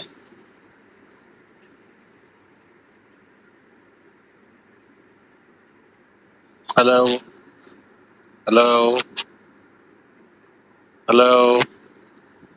جی آ رہی ہے آپ کے پاس. اچھا آواز آ رہی ہے, اوکے اوکے. اچھا ایسا ہے بھائی کہ میں نے تو یہ سیشن بالکل لاسٹ میں جوائن کیا, مجھے تو پتہ بھی نہیں کہ اسپیکر کون ہے, مجھے جسٹ کسی نے شیئر کیا تھا اسٹیٹس تو میں نے جوائن کر لیا. بہرحال اس سے مجھے پتہ چلا کہ آپ تھوڑا سا سارٹ آف سرمایہ دارانہ نظام اور جو جمہوری نظام ہے اس کے تھوڑا سا اگینسٹ رہ کے اور سم سارٹ آف یہ آپ کے خلافت کی طرف آپ کے تھوڑا سا جھکاؤ ہے نا کہ ون مین ہونا چاہیے, اور الٹیمیٹلی یعنی کچھ آپ نے خوبیاں جو بیان کی پاس سے اٹھا کے اور کچھ ریجن کا آپ نے نام لیا, تو مطلب ہم اسٹریٹ اوے مطلب ہم یہ کیوں نہیں کہتے کہ ہمیں شرعی نظام چاہیے. لیٹ سے ہم کہہ سکتے ہیں کہ ہمیں کمپلیٹ شریعت چاہیے, اور جس میں مطلب یعنی شریعت اگر نافذ ہوتی ہے تو شریعت کیا ہے بیسکلی. مثال کے طور پہ آپ میں مثال دے رہا ہوں, کراچی میں جو لوگ پکڑتے ہیں چوروں کو, موبائل چوروں کو پکڑتے ہیں, پکڑ کے مار رہے ہوتے ہیں. اب آپ وہیں کسی سے بات کرو, بولے یار اس کا ایک ہاتھ تو کاٹ دو خالی ہے, تو وہ بولیں گے یار پتہ نہیں کون سے زمانے کی بات کرو, حالانکہ اللہ تعالیٰ کا حکم ہے. میں ایک چھوٹی سی مثال دے رہا ہوں آپ کو. میری آواز آ رہی ہے؟ ہلو. جی آ رہی ہے آپ کے پاس. جی آواز آ رہی ہے آپ جی تو مقصد کہنے کا یہ ہے کہ آپ خالی اس کے امپیکٹس دیکھیں کہ مطلب ہم نے نا اصل میں اتھارٹی سے ہم نے نا ان چھوٹی چیزوں کو بالکل ایسے مذاق فار گرانٹیڈ لے لیا ہے, جس چیز کی ہمیں بڑی ٹھیک ٹھاک قسم کی پنشمنٹ مل رہی ہے. یعنی آپ کو ہاتھ کاٹنے کا حکم ہے تو ہے اسٹریٹ اوے. ہمارا ایک جو ہماری ایک سائیکی بن چکی ہے نا کہ چلو جانے دو, یا پنشمنٹ کا کانسیپٹ نہیں ہونا, اور اس پہ ہم کیا کرتے ہیں کہ ہم اب آپ سوچیں نبی پاک صلی اللہ علیہ وسلم جیسے مطلب یعنی ان سے بڑا رحم دل یا رحمت العالمین بولتے ہیں, جبکہ اسی حدیث میں ایک ہے کہ ایک عورت جس کے آپ ہوتا ہے نا جوانی عورت کے ساتھ کوئی سختی کرنا بہت بڑی بات ہے. وہ بھی ہائی پروفائل عورت نے جو ایک ہاتھ چوری کیا تھا, ہم نے اسکول کی کتابوں میں پڑھا تھا کہ آپ نے یعنی آپ صلی اللہ علیہ وسلم نے اتنی یعنی ہارش ایگزامپل تھی کہ بولا اگر میری بیٹی فاطمہ بھی چوری کرتی, یعنی ان کو اپنی بیٹی سے زیادہ چیز کوئی نہیں تھا, تو بولا میں اس کو بھی ہاتھ کاٹتا. یعنی اس کے بعد نا پھر اس میں کوئی ایکسیپشن نہیں رہ جاتی کہ آپ بولیں یار کہ ifs and buts نہیں رہ جاتے. then you have to implement it straight away. ٹھیک ہے, لٹرلی میں مثال دے رہا ہوں آپ کو, ایک دو بندوں کی خالی اسلامک نظام کی اسلامک یعنی اس کے جو فوائد ہیں, اس کے فوائد یہ ہیں. اب آپ بات کریں گے کہیں اس کو اوپن فورم پہ تو آپ کے اوپر 10 لوگ آ کے جو ہے نا انٹرنیشنل میڈیا آپ کے اوپر جو ہے نا وہ شروع ہو جائے گا. کیوں, ان کو کیا پرابلم ہے؟ ان کو پرابلم یہ ہے کہ ان کو اچھی طرح پتہ ہے کہ یہ چیز ایک اگر امپلیمنٹ ہو جائے گی، اور ہم نے دیکھا بھی ہے سعودی میں، ہم نے ہر جگہ، ایران میں ایون آپ دیکھیں وہاں پہ کیوں کرائم نہیں ہے؟ ہمیں اتنا سب کچھ ہونے کے باوجود ہم جو ہے نا وہ جیسا ایسے ہی لگتا ہے کہ اسی سرکل میں کلامازیاں کریں. سولوشن پتہ ہے چھوٹے سے ایک یعنی ٹیسٹ پیپر کے طور پہ آپ ایک دو بندوں کے ہاتھ جو ہے نا آن دا اسپاٹ کاٹ دیں، ٹھیک ہے. اب آپ مجھے بتائیں وہ بندہ جہاں تک جائے گا، جب تک وہ رہے گا، وہ مطلب اس کی یعنی ایک چھاپ بن جائے گی کہ یار یہ چور ہے، اور وہ جہاں جہاں جائے گا نا وہ عبرت پھیلاتا ہوا جائے گا. کہنے کا مطلب یہ. اور تو باقی جو آپ بتا رہے تھے سرمایہ دارہ نظام کا، میں نے پورا لیکچر نہیں سنا، بٹ وہ ظاہر سی بات ہے وہ تو اوبیسلی اس کے اگینسٹ تو کافی یعنی یورپ میں بھی اس سے پہلے یعنی اس طرح کی کچھ ہوتی رہی ہیں ان کے اگینسٹ سرمایہ دار. پھر اوبیسلی انہوں نے دنیا کو اپنے شکنجے میں جکڑا ہوا. آپ کی بات بالکل صحیح تھی کہ ہم ان سے پیسوں میں تو نہیں لڑ سکتے، بٹ ہم فی الحال اپنے آپ کو جسٹ لائک جیسے مثال ایران کی ہے، ایران نے جو ہے اپنے کتنے عرصے سے پابندیاں سن رہے ہیں نا. سوچیں کہ پتہ نہیں خمینی کے دور سے ہم سن رہے ہیں کہ ایران میں پابندی ہے. اب رزلٹ کیا ہے کہ ایران کا آئل بھی آ رہا ہے، ایران سے ہر چیز آ رہی ہے، ٹھیک ہے. کیا بگاڑ دیا پابندیوں نے اس کا؟ مطلب کہنے کا مطلب یہ ہے کہ آپ کے پاس، ہمارے پاس، ہمیں فی الحال ہم بینگ اے پاکستانی ہم اپنے ہی ملک کا وہ دیکھیں گے، تجزیہ کریں گے، تو اس میں بات بھی آ جاتی ہے کہ ایک یعنی چھوٹے لیول پہ آپ دیکھیں نا تو اتھارٹی کے لیے اتنی جنگ ہوتی ہے، یعنی there is something very much wrong, ٹھیک ہے. وہ ظرف ہی نہیں ہے لوگوں کے اندر نا، وہ ظرف ہی نہیں ہے کہ آپ کسی کو برداشت کرو. یعنی آپ سوچیں چھوٹے آپ بھی آفیسز میں رہ چکے ہیں، کہیں بھی آپ جائیں، کہیں بھی چلے جائیں، مطلب سوری ٹو سے just some time they act like a monkeys.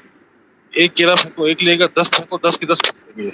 یعنی یہ نہیں بولیں گے کہ یار ایک لے دیا چلو باقی کچھ لے چھوڑ دو. مثال دے رہا ہوں، سوری تھوڑی ہارش ایگزامپل ہے، لیکن یہ کہ مطلب یہ سچویشن ہے. اس سچویشن میں آپ کا پولیٹیکل اور جو دوسرے جو آپ کے اسٹیبلشمنٹ ہے، ان کی رسہ کشی ختم ہی نہیں ہوتی، ان کے عذابات ختم ہی نہیں ہوتے، ٹھیک ہے. کوئی اس لیول پہ کوئی ہے نہیں کہ جو ان کے یہ بات دیکھیں. ہم آدھے نہیں ہو سکتے. جب اللہ تعالیٰ نے بولا نا کہ اسلام میں پورے کے پورے داخل ہو جاؤ، یعنی مکس پلیٹ جو ہے نا آپ افورڈ نہیں کر سکتے کہ آدھا امپلیمنٹ کر دیں، آدھا نہیں کریں. چلو آدھا امپلیمنٹ کر دیں، آپ آدھا امپلیمنٹ آپ. اب میرے ایک بندے سے بات ہو رہی تھی، کہتا ہے یار آپ اس طرح کا سسٹم لے کے آپ کسی کو چوری کرنے کی ضرورت نہیں پڑے. اب مجھے بتائیں یہ جتنے موبائل چور ہوتے ہیں 99% لوگ یا ڈاکو جتنے بھی ہوتے ہیں ان کے گھر میں فاقے کوئی فاقہ نہیں ہوتا، یہ خالی اپنی عیاشی کے لیے چوری کر رہے تھے. فاقے والا کوئی بھی نہیں ہے، روٹی ہر سب کو مل رہی ہوتی ہے، ایسا کچھ بھی نہیں ہے. دیکھیں آپ کو کوئی بندہ ایسا نظر نہیں آئے گا. ایسی سب کہانیاں ہوتی ہیں کہ یار ہر جگہ پہ لوگ ہمسائے ایسے لوگ بیٹھے ہوئے کہ ہر کوئی دے رہا ہوتا ہے. فاقہ کسی کے گھر میں نہیں ہوتا، اچھے خاصے ہوتے ہیں سب کے پاس پیسے، یہ صرف شوق میں چوری کرتے ہیں. تو وہ چیز تو یہاں فیل ہو جاتی ہے کہ یار آپ پہلے وہ سسٹم لے کے آئیں کہ کوئی زکوٰۃ لینے والا نہیں ہو، اور اس کے بعد آپ سے ہاتھ جو کرے تو پھر آپ ہاتھ کریں. نہیں، آپ امپلیمنٹ کریں، اس کے بعد ہی وہ سسٹم آئے گا کہ وہ جو یعنی شفاف جب ہوتا رہے گا. ایک چھوٹے لیول سے سزا امپلیمنٹیشن ہونا شروع ہو جائے گی، بڑے لیول تک جائے گی. آپ دیکھیں نا اس کی ویو جاتی ہے. ایون اس کا فیئر اتنا ہوتا ہے کہ کوئی بھی اگر کرپشن کرنے والا بھی ہے نا، آپ دیکھیں اس پہ ٹرائل بھی چل جائے گا تو وہ سوری ٹو سے یعنی اتنے بزدل لوگ ہوتے ہیں کہ ان کے پیٹ خراب ہو جائیں گے. یعنی یہ چیز ویو ایک اوپر تک جائے گی. میرے کہنے کا مطلب یہی تھا کہ جو ہم اسٹریٹ اوے، مجھے نہیں پتا کہ افغانستان میں جو ہے وہ شریعت نافذ ہے، مجھے نہیں معلوم کس طرح کی شریعت ہے کیا ہے، کہ میں نے کبھی گیا ہوں سنا ہے کہ مطلب چیزیں جیسے 96 میں بھی آپ دیکھیں گے جب یہاں وہاں پہ آیا تھا تو ہم سنتے تھے. میں ویسے کوئٹہ سے بلانگ کرتا ہوں، تم سنتے تھے کہ وہاں پہ جو ہے نا ایٹ لیسٹ چوری نہیں ہو رہی.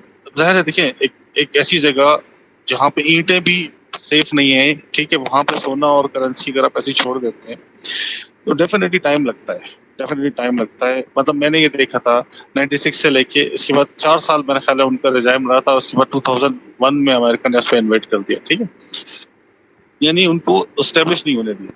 آئی ڈونٹ نو، مجھے اس کی خود ہی پتا، بٹ ایک لگتا ایسی تھا کہ اگر تھوڑا سا اور چلتے یا اگر ابھی تک چلتا تو وہ شاید ان کی کرنسی جو ہے پتہ نہیں کہاں سے کہاں پہنچ چکی ہوتی. ہو سکتا ہے اگر 96 میں کے بعد اگر 2001 میں اگر امریکہ انٹرفیئر نہیں کرتا تھا. اسٹل پھر وہ رہا، ابھی پھر وہ چلے گئے، پھر انہوں نے یہ چیز امپلیمنٹ رہا. 2 سال ہوئے ہارڈلی اس چیز کو، 1.5 سال ہوا ہوگا. مجھے نہیں لگتا کہ 1.5 سال کے بعد کوئی نہ کوئی جو ہے نا بہانہ بنا کے پھر کچھ نہ کچھ کرنا ہے، کیونکہ ان کو چلنے نہیں، ان کو اچھی طرح پتا ہے یہ چل گیا سسٹم.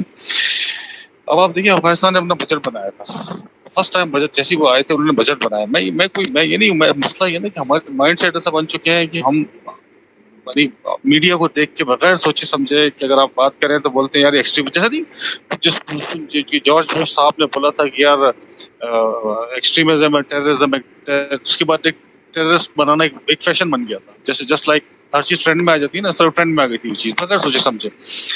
तो इस चीज को अगर सपोर्ट इंसान किसी के फेवर में कुछ चीज आप देख रहे हैं, ऑब्जर्व कर रहे हैं, अच्छा है वहाँ पे सब कुछ, तो उसके बाद आप उसके फेवर में नहीं बोले तो मेरे नजदीक ये बेइंसाफी है।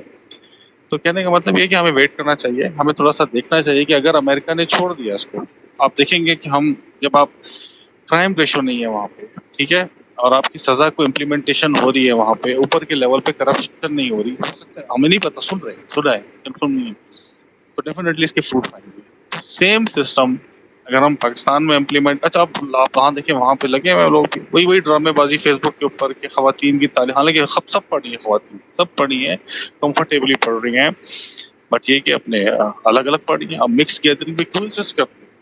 क्वेश्चन इज आपको तालीम चाहिए, मिक्स गैदरिंग चाहिए? आपको तालीम चाहिए ना, और तालीम भी एसेंस वाली तालीम, ये पाकिस्तानी तालीम नहीं सर।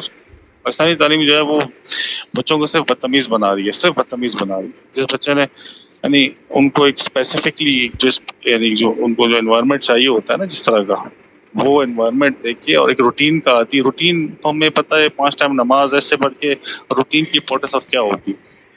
बाकी है कि एजुकेशनल सिस्टम हो जाए या कोई भी सिस्टम हो जाए, मेरा ख्याल है कि अगर ये सिस्टम चलता रहे ना, अगर ये सिंसियर है वाकई तालिबान, तो ये अफगानिस्तान के लोग, हम मतलब अब जैसे जो लोग अब सुनते हैं कि जो अफगानी यहाँ पे आए हुए थे काफी वापस चले गए, तो इसी तरह से ये होगा कि हम पाकिस्तान भी उनसे इंस्पिरेशन लेके शायद इसी सिस्टम को फॉलो करें। अदरवाइज तो मुझे कोई अदरवाइज ये चलता रहेगा मिलिट्री, हम इंतजार करेंगे जी अभी कोई हाफिज साहब आ गए हैं, ये व्हाट काइंड ऑफ हाफिज साहब ही इज यार। मैं सॉरी मैं मिसाल दे रहा हूँ जस्ट, मतलब आपको क्या चीज रोकती है, आपको लॉज चेंज करने में क्या चीज रोकती है? आप आइन आपने बनाए 10 दफा, आपने उसमें अमेंडमेंट्स किए हैं आइन में, यानी इतना इतना हम लोग दुश्मनों के अंडर इन्फ्लुएंस हो चुके हैं कि हमारी डिसीजन मेकिंग की सलाहियतें ही खत्म हो चुकी हैं सर, बिल्कुल। तो that was a little addition. मेरा ख्याल है, मुझे नहीं लगता था कि इसमें कोई टॉपिक से हट के कोई इररिलेवेंट चीज है। बहरहाल over to you sir, thanks for bearing me, thank you. Thank you. मैं आपसे ना एक बात से, आपकी पूरी बात से मैं एग्री करता हूँ, सिवाय एक बात से। आपने कहा कि पाकिस्तान में शरीयत नाफिज हो जानी चाहिए, बेशक वो पार्शली हो या इस हद तक हो कि हम खुद किसी चोर को पकड़ के उसके हाथ काटना शुरू कर दें। अब होगा क्या कि जब शरीयत नाफिज हो जाएगी ना, तो शरीयत जिन लोगों के हाथ में होगी वो इसको अब हाथ काट कौन रहा है वो डिटरमिन कर रहा है कि हाथ काट किस तरीके से रहा है। हाथ अगर ना इंसाफी पे काट रहा है, हाथ काटने वाला बंदा प्रॉपर मोमिन नहीं है, उसको नहीं पता कि आगे इंसाफ के क्या तकाजे हैं, वो साफ नीयत से इस्लाम इम्प्लीमेंट ही नहीं कर रहा, तो शरीयत सिर्फ उसके हाथ में आ जाएगी और वो शरीयत को बदनाम करना शुरू कर देगा। पहली बात तो ये, इस वक्त काम ये है कि हम इंटेलेक्चुअली वो जमात इकट्ठी करें जो ऊपर जाके शरीयत नाफिज करे, ताकि अवाम इटसेल्फ शरीयत उसको ना गुजरे, अवाम एतमाद करे कि वाकई ये जो ऊपर लीडरशिप बैठी है ये इस्लाम ही इम्प्लीमेंट कर रही है, ये इस्लाम को। सर मैं एक चीज छोटी सी ऐड करूं, मेरा बिलीफ ये है सर, यानी आप फेयर आदमी है, मुझे बताएं आप कभी पूरी लाइफ में सिवाय स्कूल के टाइम या कॉलेज के टाइम में बोलेंगे, वो तो चले एक अलग चीज है, एक शरीफ आदमी कभी भी किसी, मतलब वो कहते हैं अल्लाह ताला उसको बचा के रखता है, अगर आप क्रिमिनल माइंडेड नहीं है, ठीक है, यू आर नो, आप मुझे बताएं कभी किसी जगह पुलिस वाले ने आपसे कोई बदतमीजी की है? नहीं की। आप फेयर आदमी है, किसी जगह आपको लगता है कि आप हमारे, यकीन माने मुझे बिलीव है कि आप नहीं बोलेंगे यार आपका हक जो है ना, हाँ ठीक है, जो ओवरऑल आप देख रहे हैं वो ठीक है, बट पर्सनली आपके साथ कोई ऐसी नाइंसाफी नहीं हुई होगी क्योंकि आप ठीक आदमी है, आप फेयर आदमी है। मेरा बिलीव ये है कि फेयर आदमी जब होगा ना, मतलब अभी भी पाकिस्तान में निजाम ऐसा है कि फेयर बंदा जो है वो पकड़ में नहीं आता। ये सारे जो इनके अंदर इनके अंदर कोई ना कोई करप्शन का कोई ना कोई कीड़ा होता ही होता है, ठीक है।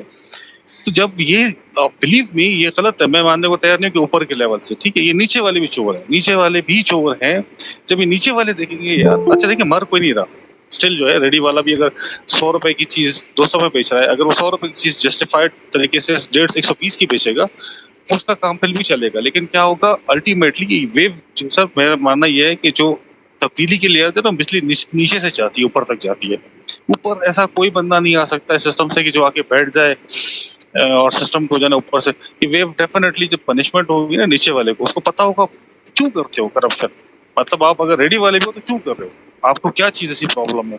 जब आपका चल मतलब बात यह ना कि हम अब मैं अगर नाशुक्री शुरू कर दूं, मेरे अंदर अगर हिर्स आ जाए तो मेरे लिए मेरी सैलरी भी कम हो जाएगी। अगर मेरे अंदर हिर्स नहीं है, मैं नॉर्मल हूँ, अब आप फर्ज करें एक इस्लामी निजाम आता है तब भी रेडी वाला तो रेडी वाला ही रहेगा ना डेफिनेटली, लेकिन क्या होगा कि वो उसको खौफ होगा, शरीयत का खौफ होगा कि वो चीज़ों को अब सही बेच रहा, मतलब चीज निचले लेवल पे सही काम कर रहा होगा। यहाँ से जब आहिस्ता आहिस्ता इसरात जाना शुरू होंगे तो ऊपर तक ये पूरी वेवलाइन जाएगी। This is what I think कि मतलब लोग इस चीज को कहते हैं अक्सर ये क्या नहीं, ऊपर के लेवल पे जो बेइंसाफ कर, सर वो बेइंसाफी उस वक्त मतलब जब बंदा 100% फेयर होगा तो उसके वो बेइंसाफी की गुंजाइश ही नहीं छोड़ता ना। वो कहते हैं ना, हजरत अली का कॉल ये है कि जो अक्लमंद बंदा है ना वो झगड़े की नौबत ही नहीं आने देता। वो पहले ही जो है ना उसको पता होता है वो यार ये चीज मैं करूंगा तो वो, एक बंदा है वो गलत काम कर रहा है, रेडी सड़क में खड़ी की है, पुलिस वाला के मना करता है तो वो सर पीटना शुरू हो जाता है, और गरीब के साथ फलाना होगा। वो गरीब का भाई तुम पहले कॉल वो पढ़ो, चीजें देखो, लॉ अबाइडिंग सिटीजन्स जो बनने के लिए आप देखिए यहाँ पे यही होता है कि कोयटा में ना वो गाड़ी को पुलिस वाला रोकता है, उसके बाद आप देखते हैं कि पुलिस वाले के साथ लड़ाई कर रहे हैं। आप एक दफा आए, एक मोबाइल उसके पास अथॉरिटी ने मोबाइल आया उसको उठा के जूते मारते हुए लेके जाए, भले कोई मिनिस्टर क्यों नहीं, मुंह पे उन्होंने मास्क लगाया, पुलिस वालों ने बाद में मास्क मांग लिया, बोले सर हमको ऑर्डर था ऊपर से, हमें ये सेक्शन है, हमें बोला है कि जब कोई इस तरह से अड़ी करे तो आप ये लॉ में लिखा हुआ है कोई इस तरह गड़बड़ करे तो उसको, यानी एक दफा किसी को सरेआम जूते पड़ेंगे ना दोबारा कोई नहीं करेगा इस तरह से। उसको पता होगा कि यार ऑन द स्पॉट तो उसकी ठुकाई होगी, बाद में भले जो कुछ करता रहे लेकिन ऑन द स्पॉट जो है ना उसकी जो है। तो this is what I want to से कि it should be implemented. Even बेइंसाफ बंदा ही क्यों नहीं हो, बेइंसाफ बंदा अपने लिए डरेगा सर, वो बेइंसाफ बंदा जो है ना वो अपने लिए डरेगा, जब वो देख रहा होगा कि नीचे वो, फिर लोग डरेंगे कि जरा सी गलती पे भी हमारे हम पकड़े जा सकते हैं, तो वो 100% फेयर होकर काम करने की कोशिश करेंगे। क्योंकि मैंने ये कहीं नहीं देखा कि आप कि मुझे ऐसा कुछ मिसाल नजर नहीं आती कि हम पहले जो है यानी, क्योंकि इकट्ठे ओवरऑल इम्प्लीमेंट हो जाना चाहिए इस्लाम। मुझे नहीं पता कि आयत किस आयत में क्योंकि अब तो आयतों की तरतीब भी चेंज होगी, हमें नहीं पता कि हाथ काटने का हुक्म पहले नाजिल हुआ था या ज़कात का हुक्म पहले नाजिल हुआ था। अगर हाथ काटने का हुक्म पहले नाजिल हुआ हो तो फिर इससे यही लगता है कि डेफिनेटली ये चीज़ पहले इम्प्लीमेंट होनी चाहिए। अगर ज़कात का हुक्म पहले आया हो तो अब तो कुरान पाक तो ज़ाहिर है इसको तो अरेंज हो गया ना, बाद में सहाबा कराम के दौर में अरेंज हुआ था, बट जिस पैटर्न पे आयतें नाजिल हुई थी ना, व्हाट आई बिलीव कि इस चीज़ का आंसर इसमें मिल सकता है हमें, तो ये है। Thank you thanks a lot. अच्छा, इस पे अली भाई कुछ ऐड करना चाहते हैं? अली आपने हैंड रेज किया है। जी जज़ाकल्लाह खैर, मेरी आवाज़ आ रही है? जी आ रही है। जी जज़ाकल्लाह खैर। अच्छा, अभी आखिरी बात जो भाई कर रहे थे, बस उस पे मैं एक शॉर्ट सा कमेंट कर दूं कि जब तक तो शरअ नाजिल हो रही थी, नबी सल्लल्लाहु अलैहि वसल्लम के ऊपर वही का सिलसिला जारी था, तब तक अहकामात अभी कम्प्लीटली नाजिल नहीं हुए थे। आज जब हम 1400 साल बाद दीन पूरे का पूरा लेके बैठे हुए हैं, तो इसलिए उस वक़्त हम पे हमारे ऊपर पूरे के पूरे दीन की इत्तबा लाज़िम है।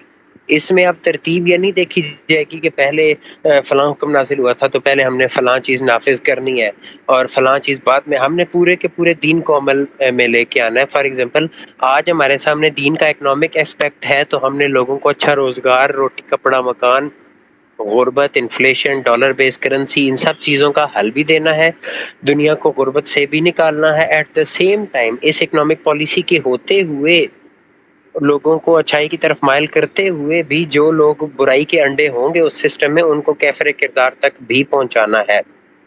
बात मैं ये करना चाह रहा हूँ कि हम इस्लाम को इन पार्ट्स नाफिज नहीं कर सकते। इस्लाम पूरे का पूरा ट्रांसफॉर्मेशनली नाफिज होता है। अगर आप इसको इन पार्ट्स नाफिज करेंगे तो यही होगा। मैं एक छोटी सी मिसाल देता हूँ कि अगर आप सिर्फ इस्लामी सजाएं लगाना शुरू कर दें कि जोड़ा भी चोरी करेगा उनके हाथ कट देते जाएंगे, अब आप सोचें लोगों की भूख मिटी भी नहीं है, लोग भूख की वजह से चोरी करते हैं। मुझे बताएं, इस मुल्क के आधे से ज्यादा आवाम जो कि भूखी जिंदगी सफर कर रहे हैं, रात को रोटी नहीं खाते, कितने परसेंट से ज्यादा जरकाम भाई ऐसी आवाम है जो कि पॉवर्टी लाइन से नीचे सफर कर रही है। आप सिर्फ इस्लामी सजाएं नाफिज करेंगे, उन सब के हाथ अगले दिन कट जाएंगे।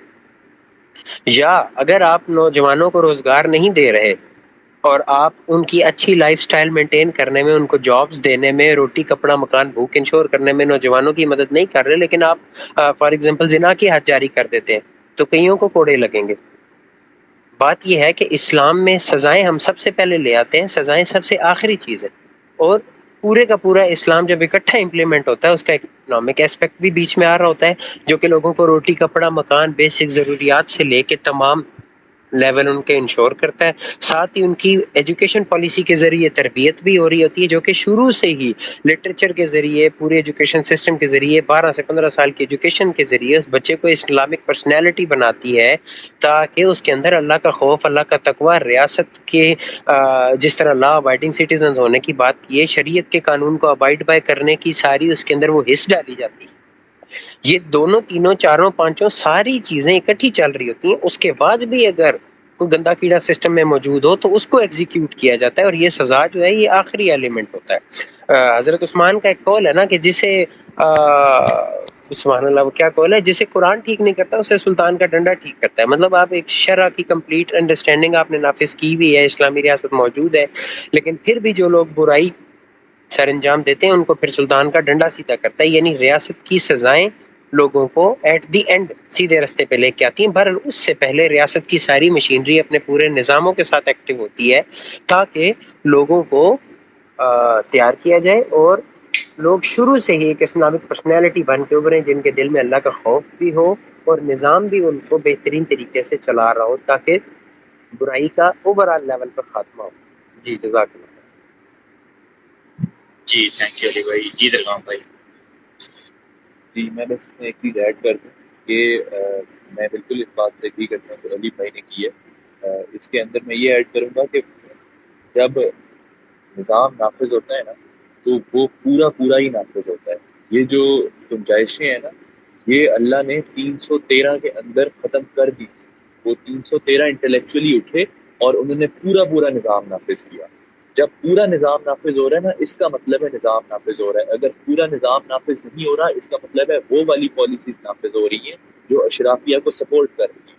وہ اگر ہاتھ کاٹنے کی پالیسی فار ایگزامپل اس ملک میں آج لگ جاتی ہے، اس کا مطلب یہ نہیں ہے یہاں پہ اسلام نافذ ہو رہا ہے. اس کا مطلب یہ ہے کہ اشرافیہ کو اسلام نافذ کرنے کی اشرافیہ کو اس سزا کی ضرورت پڑ گئی ہے کہ کسی نہ کسی کے ہاتھ کاٹے جائیں.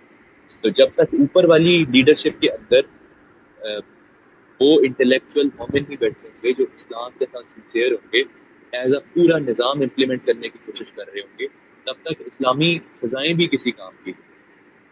بالکل. جی تھینک یو. آگے ہینڈ ارشد بابر آپ کا ہینڈ ہے.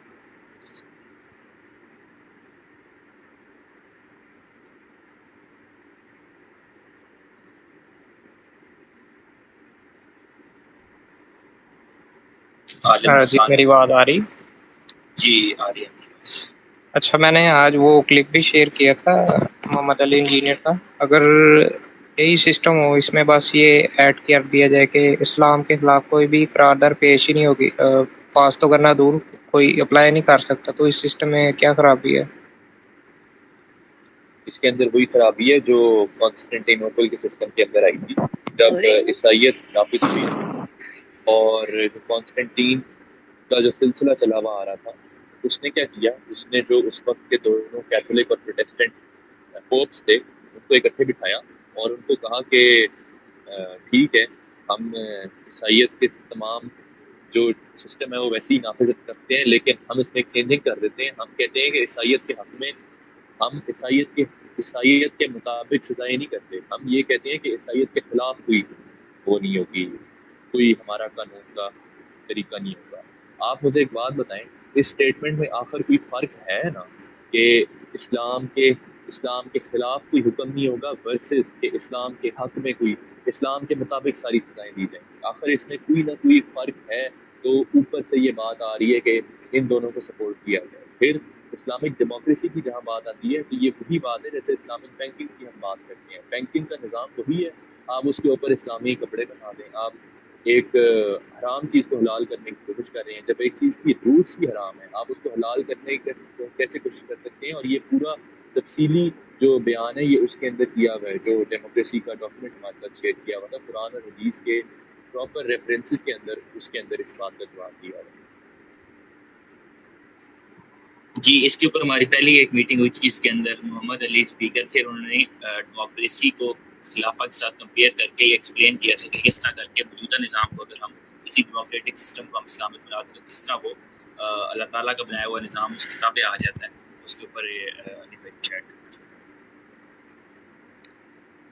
جی میں نے لاسٹ ٹائم جزاک اللہ خیر ریفرنس دینے کے لیے میں نے لاسٹ ٹائم یہی بات کی تھی کہ امریکہ نے جن دو ممالک کو فتح کیا پاسٹ میں عراق اور افغانستان، اس نے پہلی 10 کانسٹیٹیوشنل یہ جو ہوتی ہیں شکیں جنہیں ہم کہتے ہیں پروویژن، ان میں سے عراق کے کانسٹیٹیوشن میں بھی غالباً 7 ہے اور افغانستان کے کانسٹیٹیوشن میں بھی 2A ہے کہ یا یہ نمبر مطلب چینج ہو سکتا ہے، عراق کے لیے 2A ہے یا وٹ ایور، مطلب ہے پہلی 10 شکوں میں ہی کہ کوئی قانون جو ہے وہ اسلام کے متصادم نہیں بنے گا. سوال سادہ ہے، وہ جس طرح زغام بھائی کی بات کو سیکنڈ کروں گا کہ کیا امریکہ وہاں پہ اسلام نافذ کرنا چاہتا تھا کہ ان دو ممالک کو فتح کرنے کے بعد ان کے کانسٹیٹیوشن میں یہ شک ڈالی ہے؟ یہ شک اتنا بڑا لوپ ہول ہے نا اسلامسٹ کو چپ کروانے کے لیے اور ان کو ایک لالی پاپ دینے کے لیے کہ ہاں ٹھیک ہے یہ شک ڈالتی ہے، خوش ہو جائیں جی اب آپ کے ملک میں اسلام سے متصادم کوئی قانون نہیں بنے گا. اس شک کا اصل مطلب کیا ہے؟ ایک چھوٹی سی اگزامپل سے آپ کو سمجھاتا ہوں. لیٹس اسیوم کہ آپ کے سامنے ایک گلاس پڑا ہوا ہے، ایک جگ پانی سے بھرا پڑا ہوا ہے. آپ کہتے ہیں کہ اس گلاس میں پانی کے علاوہ کچھ بھی نہیں آئے گا. اب آپ نے پانی کا سورس اوپن چھوڑ دیا ہے، وہ پانی چاہے گندے تالاب سے لائیں، صاف دریا سے لائیں، چلتی کسی گلی محلے کی نالی سے لائیں، یا سوری ٹو سے کوئی ناپاک مشروب جو ہے وہ آپ اس میں ڈال دیں. پانی کا سورس آپ نے کلیئر نہیں کیا، آپ نے کہا اس گلاس میں پانی کے علاوہ کچھ نہیں آئے گا. دوسری طرف آپ کے پاس ایک صاف کلین سورس یعنی کہ اس جگ میں موجود کلیئر کلسٹر منرل واٹر پڑا ہوا ہے. آپ ایک دوسری اسٹیٹمنٹ دیتے ہیں کہ اس گلاس میں اس جگ کے علاوہ پانی ڈالا ہی نہیں جائے گا. اس کا مطلب یہ ہے کہ آپ نے پانی کا سورس بھی کلیئر کر دیا کہ کہاں سے آئے. یہ کہہ دینا کافی نہیں ہے کہ اسلام کے متصادم کوئی قانون نہیں بنے گا. اس قانون کی سورس کلیئر کرنا بڑا ضروری ہے کہ قرآن، سنہ، اجماع صحابہ اور اجتہاد کے علاوہ کسی سورس سے قانون نہیں بنے گا. آپ کم از کم قانون سازی کا سورس تو طے کریں نا. قرآن کو لکھ دیں، سنت کو لکھ دیں، اجماع صحابہ کو لکھ دیں، اس کی روشنی میں قیاس اور اجتہاد کو لکھ دیں. قرآن سننا سے آپ کو بہترین گائیڈنس مل جاتی ہے کہ قانون سازی کرنے کی نشست کے اوپر. جب آپ یہ سورس کلیئر کر دیں گے تو پھر آپ کو عقل لڑانے کی ضرورت ہی نہیں پیش آئے گی، کیونکہ قرآن جو ہے کلیئرلی قطعی احکامات کے اوپر تو ڈسکشن کی اجازت ہی نہیں دیتا. سورہ احزاب کی آیت نمبر 33 یا غالباً 36-36 وہ آپ پڑھ کے دیکھ لیں. قرآن مومن مردوں اور مومن عورتوں کی اختیار ہی لے لیتا ہے کہ جب اللہ اور اس کے رسول کسی چیز کے بارے میں فیصلہ کر دیں تو مومن مرد اور عورتوں اس کے بارے میں ذرا سی بھی رائے کا اختیار رکھیں. آپ قطعی معاملات کے اوپر کون سے بل پیش کر کے سود کو حرام قرار دینے کی بات کریں گے یا آپ ٹرانسجینڈر ایکٹ کو حرام قرار دینے کی بات کریں گے؟ ایون آپ کی پارلیمنٹ میں 342 سے 342 لوگ علماء کرام بیٹھے ہوں، تہجد گزار متقی لوگ بیٹھے ہیں. جمہوریت میں قانون سازی ہوتی ہی انسانی عقل کی مشورے، انسانی اکثریت کے ٹھپے سے ہے. جب تک کیا مطلب 342 علماء، میں علماء کہہ رہا ہوں، 342 علماء کا اکثریت کا ٹھپا جب تک سود کو حرام قرار نہیں دے گا تب تک سود حرام نہیں ہوگا. سود اللہ اور اس کے رسول کے کہنے سے حرام ہونا چاہیے یا پارلیمنٹ میں بیٹھے لوگوں کی اکثریت سے؟ تو یہ کہہ دینا بالکل غلط ہے کہ اس جمہوریت میں ہم اسلام نافذ کر دیں تو اس سسٹم میں کیا برا ہے. جمہوریت کی بنیادیں ہی اسلام سے ٹکراتی ہیں. جمہوریت میں قانون سازی انسان کی اکثریت کے پاس ہے اور یہ وہ حق ہے جو کہ جمہوریت انسان کو دیتی ہے، جبکہ اصل میں یہ حق اللہ سبحانہ تعالیٰ کا ہے. قرآن پاک میں متعدد جگہ پہ جو حکم کا صیغہ نا امر، حکم، قانون ساز، وہ اللہ نے اپنے لیے رکھا ہے. سورہ یوسف سورہ نام میں ایگزیکٹ فریز آتا ہے ان الحکم الا للہ، حکم صرف اللہ کے لیے. تو قانون سازی کا اختیار انسان کے ہاتھ میں دینا اور پھر یہ ایکسپیکٹ کرنا کہ اس کے ذریعے ہم اسلامی قانون بنا کے اس نظام کو کسی طرح اسلامی بنا لیں، یہ صرف نان پولیٹیکل سادہ لوگ اور پولیٹیکلی نائب مسلمانوں کو لالی پاپ دینے سے زیادہ اور کچھ نہیں ہے. جی جزاک اللہ خیر. جی زرگام بھائی. جی، اور اس میں وہی بات آ جاتی ہے کہ جمہوریت، جیسے میں نے پہلے بھی ایکسپلین کیا کہ جمہوریت ایک میڈیم ہے کیپٹلزم اور سوشلزم کی دونوں ایونلز کو لا کے ایک پلیٹ فارم پہ اکٹھا کرنے کا. جمہوریت وہ نظام ہے جس کے تھرو آپ کیپٹلسٹ کو سپورٹ کر رہے ہیں. آپ جب کہہ دیتے ہیں کہ اسلام ہم جمہوریت کے تھرو امپلیمنٹ کر رہے ہیں تو اسلام کس کے ہاتھ میں آ گیا؟ اسلام نے اسلامی سزائیں آپ نے کس بندے کے ہاتھ میں دے دی؟ آپ خود غور کر لیں. وہ بندہ جو کیپٹلسٹ ہے، جو بندہ پیسے کے لیے اس نظام کو سنبھالے بیٹھا ہے، وہ کس طرح اسلام نافذ کرے گا جب یہ نظام ہی اس کے انڈر ہے. اسلام آپ اس کے انڈر دے دیں گے، وہ نظام کس طرح اسٹیبلش ہوگا اسلامی بیسس کے اوپر؟ کوئی نہیں سکتا. جی بالکل. اس کی چھوٹی سی ایگزامپل ہمارے پاس پی ٹی آئی کی گورنمنٹ میں جب زینب ریپ کیس تھا اس میں تھی کہ جب انہوں نے کہا تھا، وہ بل پیش کیا تھا کہ اس کو پبلکلی آ کے پھانسی دی جائے، جو وہ جس نے یہ غلط حرکت کی تھی، تو اس کے اوپر سب نے اتفاق نہیں کیا تھا. یہ کہا تھا کہ ہیومن رائٹس کا ایشو ہے، ہیومن رائٹس پہ زیادہ کنسرنس جو ہے وہ ریز ہونا اسٹارٹ ہو جائیں. تو اب اللہ تعالیٰ کی طرف سے کلیئر رولنگ دی گئی ہے زنا کی سزا کے اوپر بھی اور قتل کی سزا کے اوپر بھی، لیکن وہ انسانوں کے تابع آئی ہے وہ چیز، تو وہ امپلیمنٹ ہو ہی نہیں سکی. یہ سب سے بڑی ایگزامپل ہے یہ رائٹ ناؤ ریسنٹلی جو ہوا ہے اس میں. جی عالم ثانی آپ کا ہینڈ ریز. جی السلام علیکم ورحمۃ اللہ. اچھا وہ علی بھائی بات کر رہے تھے شاید عراق میں، اور دوسرا ایک اور کنٹری انہوں نے بتایا کہ اس میں امریکہ خود کہہ رہا ہے کہ جی اسلام کے خلاف کوئی بات نہیں ہوگی. تو اس کے جو ہے نا پریویو میں آپ کو بات کرتا چلوں کہ ڈاکٹر اسرار صاحب نے ایک بات کی تھی کہ جب کوئی غیر مسلم ملک جا کے اسلام کے بارے میں کہتا ہے نا کہ میں اس کو سپورٹ کرتا ہوں، تو اس کا مقصد یہ نہیں ہوتا کہ وہ دین اسلام کو سپورٹ کرتا ہے. وہ اسلام کو ایک مذہب کے طور پہ دیکھتے ہیں، جیسے کہ ہم نے بھی مذہب ہی بنا کے رکھ دیا ہے. کیونکہ دنیا کا کوئی بھی ایک کنٹری، بلکہ کوئی ایک ایسا چپا نہیں ہے جہاں پہ اسلام ایک دین کے طور پہ نافذ ہے. اگر عربیہ نے اس کو نافذ کیا ہوا ہے تو وہ صرف اس سزائیں ہیں اس کی، وہ خود سود کو سپورٹ کرتا ہے، یہ چیز ہے. تو ہم یہ اس چیز پہ خوش نہیں ہو سکتے کہ جی یہ چیز جو ہے جی وہ امریکہ بھی کہتا ہے جی اسلام کے مطابق نہیں.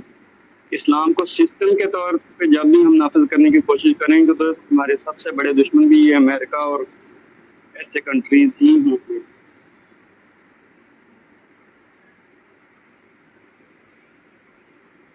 دیکھیں ایک چھوٹی سی ڈیفینیشن آج اگر ہم سمجھ لینا کہ اسلامی ریاست کہتے کسے ہیں. میں اکثر ایک جگہ پہ بات کرتا ہوں کہ یہ سارے ممالک مسلم اکثریتی ممالک تو ضرور ہیں، لیکن ان میں سے اسلامی ملک کوئی بھی نہیں ہے. اسلامی ملک کہنا یا شرع نے اس کے لیے ٹرم دی ہے دارالاسلام کی. دار کہتے ہیں گھر کو، علاقے کو. دارالاسلام وہ جگہ ہوتی ہے، 3 کنڈیشن ہے، جہاں پہ جہاں پہ امان مسلمانوں کے پاس ہو، جہاں پہ اسلام نافذ ہو رہا ہو، اور جہاں کے حکمران مسلمان ہوں.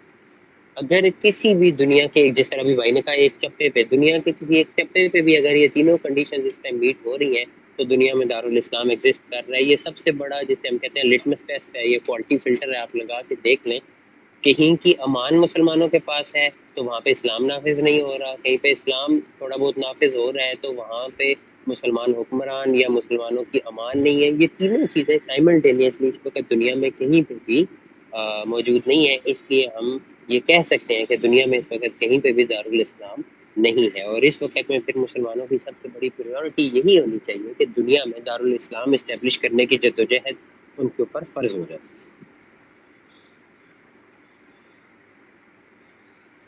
جی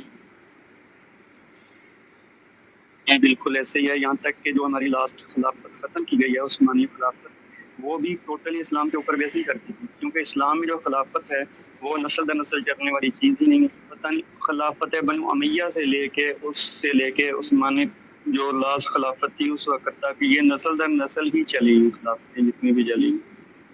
تو اس کو خلافت نہیں بلکہ مملوکیت کا نام دیا گیا ہے. اس میں ابھی اگر ہم اس وقت بھی خلافت نافذ کر لیتے ہیں، اللہ کرے کہ ہو جائے، لیکن اگر ہو بھی جاتا ہے تو وہ خلافت راشدہ اسی وقت بنے گی جب ایک سسٹم کے تحت ہوگی. اگر نسل در نسل چلنے والی خلافت آ جائے تو پھر بھی وہ ایک اسلامی خلافت نہیں ہو سکتی.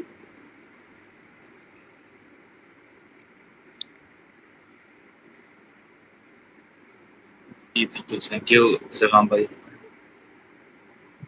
بس اس میں نے ایک سوال ایڈ کرنا تھا کہ اگر اسلامی جمہوریت اتنی ہی بہترین ہے جتنی ویڈیو کے اندر بتائی گئی تھی جب ہے، تو اس وقت 57 میں سے 50 مسلم ممالک میں 50 سے زائد مسلم ممالک کے اندر اسلامی جمہوریت ہی نافذ ہے اور وہاں پر مسلمان اکثریت ہے. تو مسجد اقصی ابھی بھی یہودیوں کے ہاتھ میں کیوں ہے؟ uyghur مسلمانوں کو آج بھی مارا کیوں جا رہا ہے؟ کشمیر آج بھی مظالم وہاں پر کیوں کھائے جا رہے ہیں؟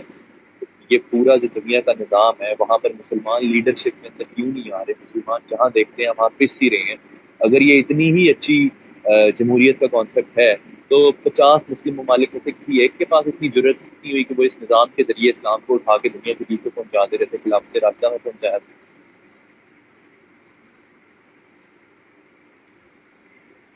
جی سر، یہ جو امن اسلامی ممالک ہیں ان میں اسلامی جمہوریت بھی ہے لیکن سسٹم اسلامک نہیں ہے، ٹھیک ہے۔ وہ اس کو بھی ہم طوائف الملوکی ہی کہیں گے، ہر کوئی جو ہے وہ اپنی ہی، اگر کنٹری کے لیول پہ بھی دیکھ رہا ہے تو وہ اپنے کنٹری کو سپورٹ کرنا چاہتا ہے۔ دوسرے مسلمان ایک جسم کی مانند جو ہونے والی بات ہے وہ ہمارے میں بالکل ہی ناپید ہو چکی ہے۔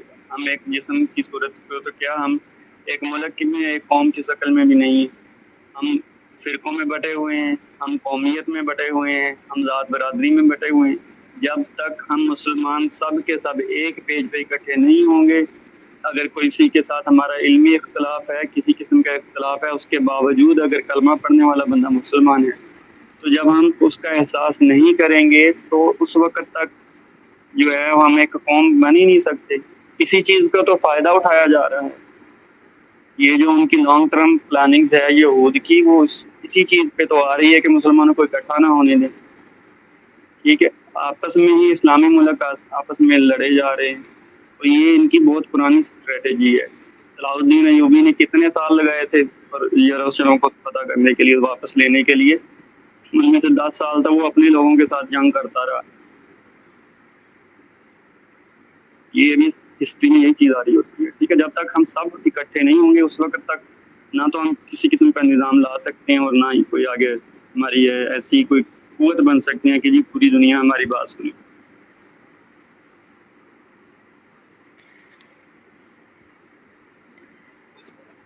جی بالکل، تھینک یو۔ اور کسی کا کوئی کوشچن ہو، کوئی ایڈ آن کرنا چاہتے؟ جی مس عذرا شاہ۔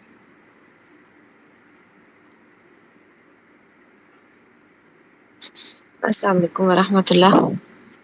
میں نے ساری ڈسکشن سنی ہے، اتنی یہ بہت زیادہ جو انٹلیکچوئل جو باتیں ہوتی ہیں اتنی مجھے سمجھ تو نہیں آتی، لیکن اس ساری بات کا ایک رکس مجھے تو یہ سمجھ آیا کہ ہمیں گراس روٹ لیول سے ایسی نرسری ایک تیار کرنی چاہیے۔ جس طرح اب ہم یوتھ کو کہتے ہیں کہ ساری یوتھ اس کا انٹلیکٹ لیول نہیں ہے اور یہ نہیں ہے وہ نہیں ہے، تو یہ یوتھ کیسے تیار ہو کے اب ادھر تک پہنچ گئی ہے؟ اسی طرح ہمیں اپنے اس کے اوپر بھی کرنی چاہیے، انڈیویجول ایفرٹس بھی کرنی چاہیے، اور ہمیں یہ اسکولوں کے سلیبس اور یہ مدارس اور یہ ساری چیزوں پر ایسی نرسریز جو ہے وہ تیار کرنی چاہیے کہ جو یہ سارے اسلامی نظام کو لانے کے لیے اور اسلامی نظام کو ایکسیپٹ کرنے کے لیے کیپیبل ہو۔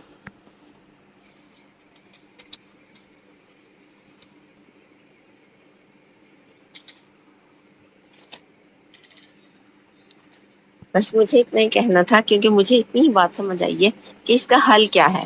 فی الوقت تو ہم یہ نہیں کر سکتے نا کہ ہم ایک دم ہی سب کو اکٹھا کر لیں، ایک دم ہی ایک نظام ہم کینسل کر کے تو دوسرا نظام لے آئیں، ایسا تو نہیں ہو سکتا۔ ہر چیز گریجولی ہوتی ہے نا۔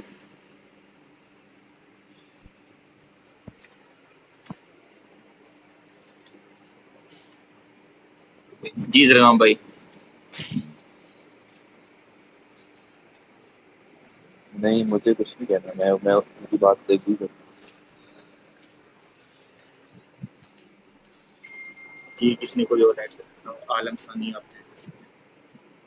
جی سر، یہ سسٹر نے بہت اچھی بات کی کہ ہم اپنے لیول پہ کیا کر سکتے ہیں۔ جو انقلاب ہوتا ہے یہ ایک سوچ ہوتی ہے، ٹھیک ہے، اس میں ہماری نسلیں بھی لگ جاتی ہیں ایک سوچ لینے کے لیے۔ جس طرح ہمارے پاس پچھلے جتنے بھی انقلاب آئے ہیں ان کی مثالیں ہیں کہ وہ یکدم سے رونما نہیں ہو گئے۔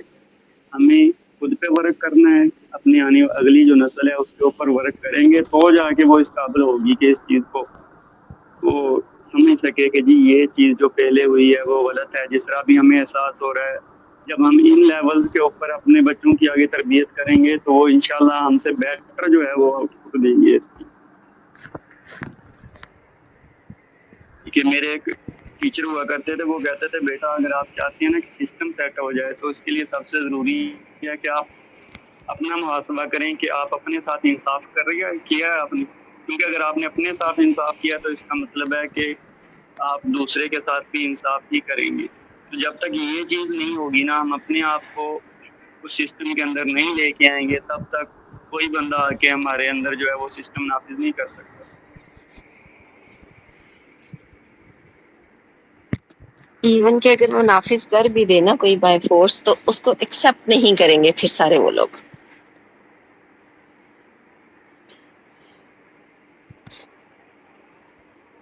سو اپروچ تو ٹو وے ہونی چاہیے، لوگوں کو بھی اس لیول کے اوپر تیار کرنا تاکہ وہ سیٹ بھی کریں، اپنے نظام کے اندر چینج لے کے آنے تاکہ وہ اس چیز کو implement کریں.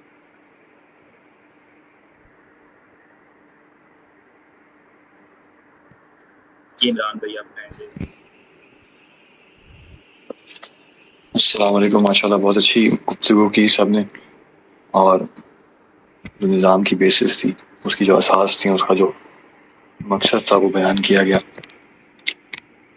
ایک چیز جو میرے ذہن میں ہمیشہ اٹکتی ہے وہی ہوتی ہے کہ نا وہ کیا وجہ ہے کہ ہماری جو نئی نسل ہے وہ اس کو قبول نہیں کر پاتی یا پھر نیٹر کرتی ہے. جس طرح سے ہم نے دیکھا کہ جب افغانستان کے اندر بھی نظام آیا تو لوگ بھاگ رہے ہیں. کیوں؟ کہ ایک نیگیٹو سائیکالوجی بنی ہوئی ہے اور ہم اسی ذہنی غلامی کا شکار ہیں جو کہ نظر آیا آغاز ہوتا ہے یورپ کے فلسفیوں سے جنہوں نے ورلڈ آرڈر بنائے، اور جو آج ہر بچہ پاکستان کا، نہ صرف پاکستان کا بلکہ دنیا کا اس سے اثر لے رہا ہے.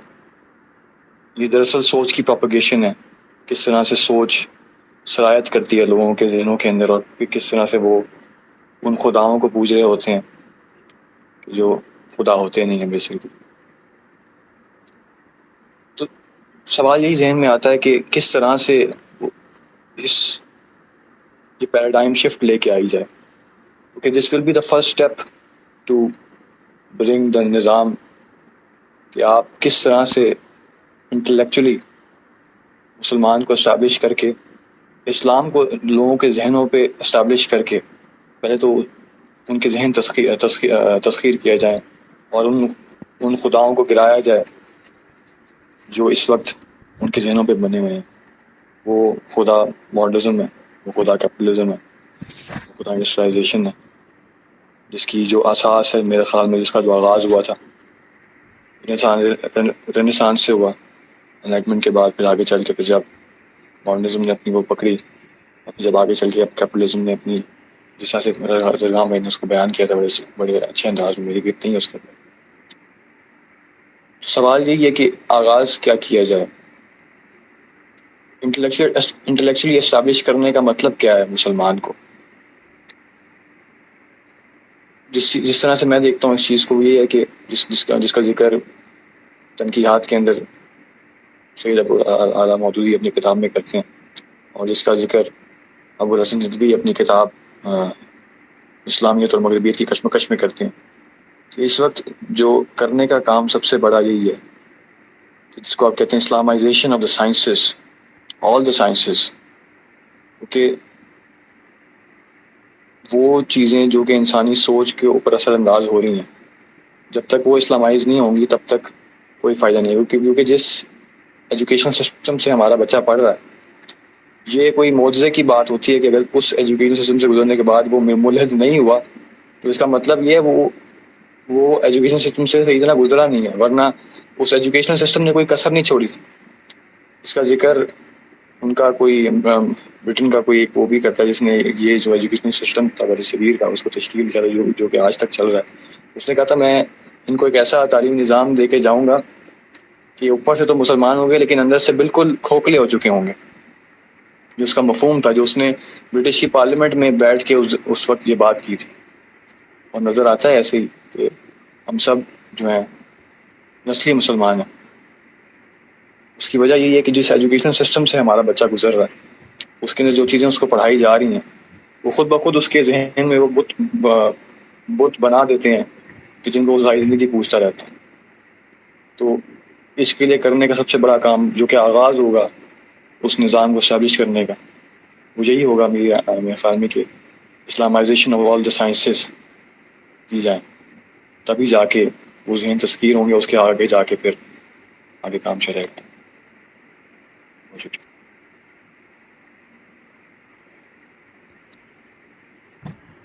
جی تھینک یو سو مچ. اویس آپ کا. السلام علیکم، آواز آ رہی ہے؟ وعلیکم السلام. جی آ رہی ہے. جی میں ایگری کر رہا تھا بھائی کی بات سے، عمران بھائی کی، لیکن میں کچھ ایڈ کرنا چاہتا ہوں کہ کچھ زیادہ تر تو ایسے لوگ ہوتے ہیں جن کو سائنس بھی سمجھ نہیں آتی، تو ان کے ساتھ ہم کیا کریں. اور آپ ہی نے بھی بات کی کہ انڈیویجول لیول پر کیا کیا جائے، اس میں کچھ ایڈ کرنا چاہ رہا تھا. لیکن اب بندے کو کیا کرنا چاہیے، سب سے پہلے میرے خیال سے اویئرنیس دیں اس سسٹم کے خلاف کہ اس میں یہ بھی مسئلہ ہے، اس میں یہ بھی مسئلہ ہے، یہ بھی مسئلہ ہے. تو ان کو آپ پرابلمس کی لسٹ بتائیں گے نا کہ یار یہ مسئلے ہیں سارے اس سسٹم میں، تو نیچرلی وہ پوچھے گا کہ کیا کریں بھائی، حل بتاؤ. پھر ہم ان کو ریئل سولوشن بتائیں گے جو ہمیں پہلے سے ہی پتہ ہے. 1600 سال پہلے آپ وسلم نے 1100 سال پہلے دیا ہوا ہے، تو ہم وہ ان کو بتائیں گے. اور پھر ہم ان کو کیا بتائیں گے ساتھ اس کے فائدے کہ یہ فائدے ہیں. اس کے بعد ہم ان کو مثال دیں گے کہ یہ امپلیمنٹ ہو چکا ہے خلافت کے ذریعے. تو وہاں سے جب ہم انہیں ڈیٹیل دیں گے تو وہ کنونس ہو جائیں گے. اس طرح بھائی نے بھی کہا کہ ایک قوم جو ہے بٹی ہوئی ہے حصوں میں، تو جب سارے آہستہ آہستہ ایک پیج پہ آ جائیں گے نا انڈیویجولی، تو پھر سسٹم لانا بھی آسان ہو جائے گا. تو بس میں اتنا ہی ایڈ کرنا چاہ رہا تھا. یہ سمپل وے ہے آسان طریقے سے کہ اویئرنیس پھیلائیں آپ.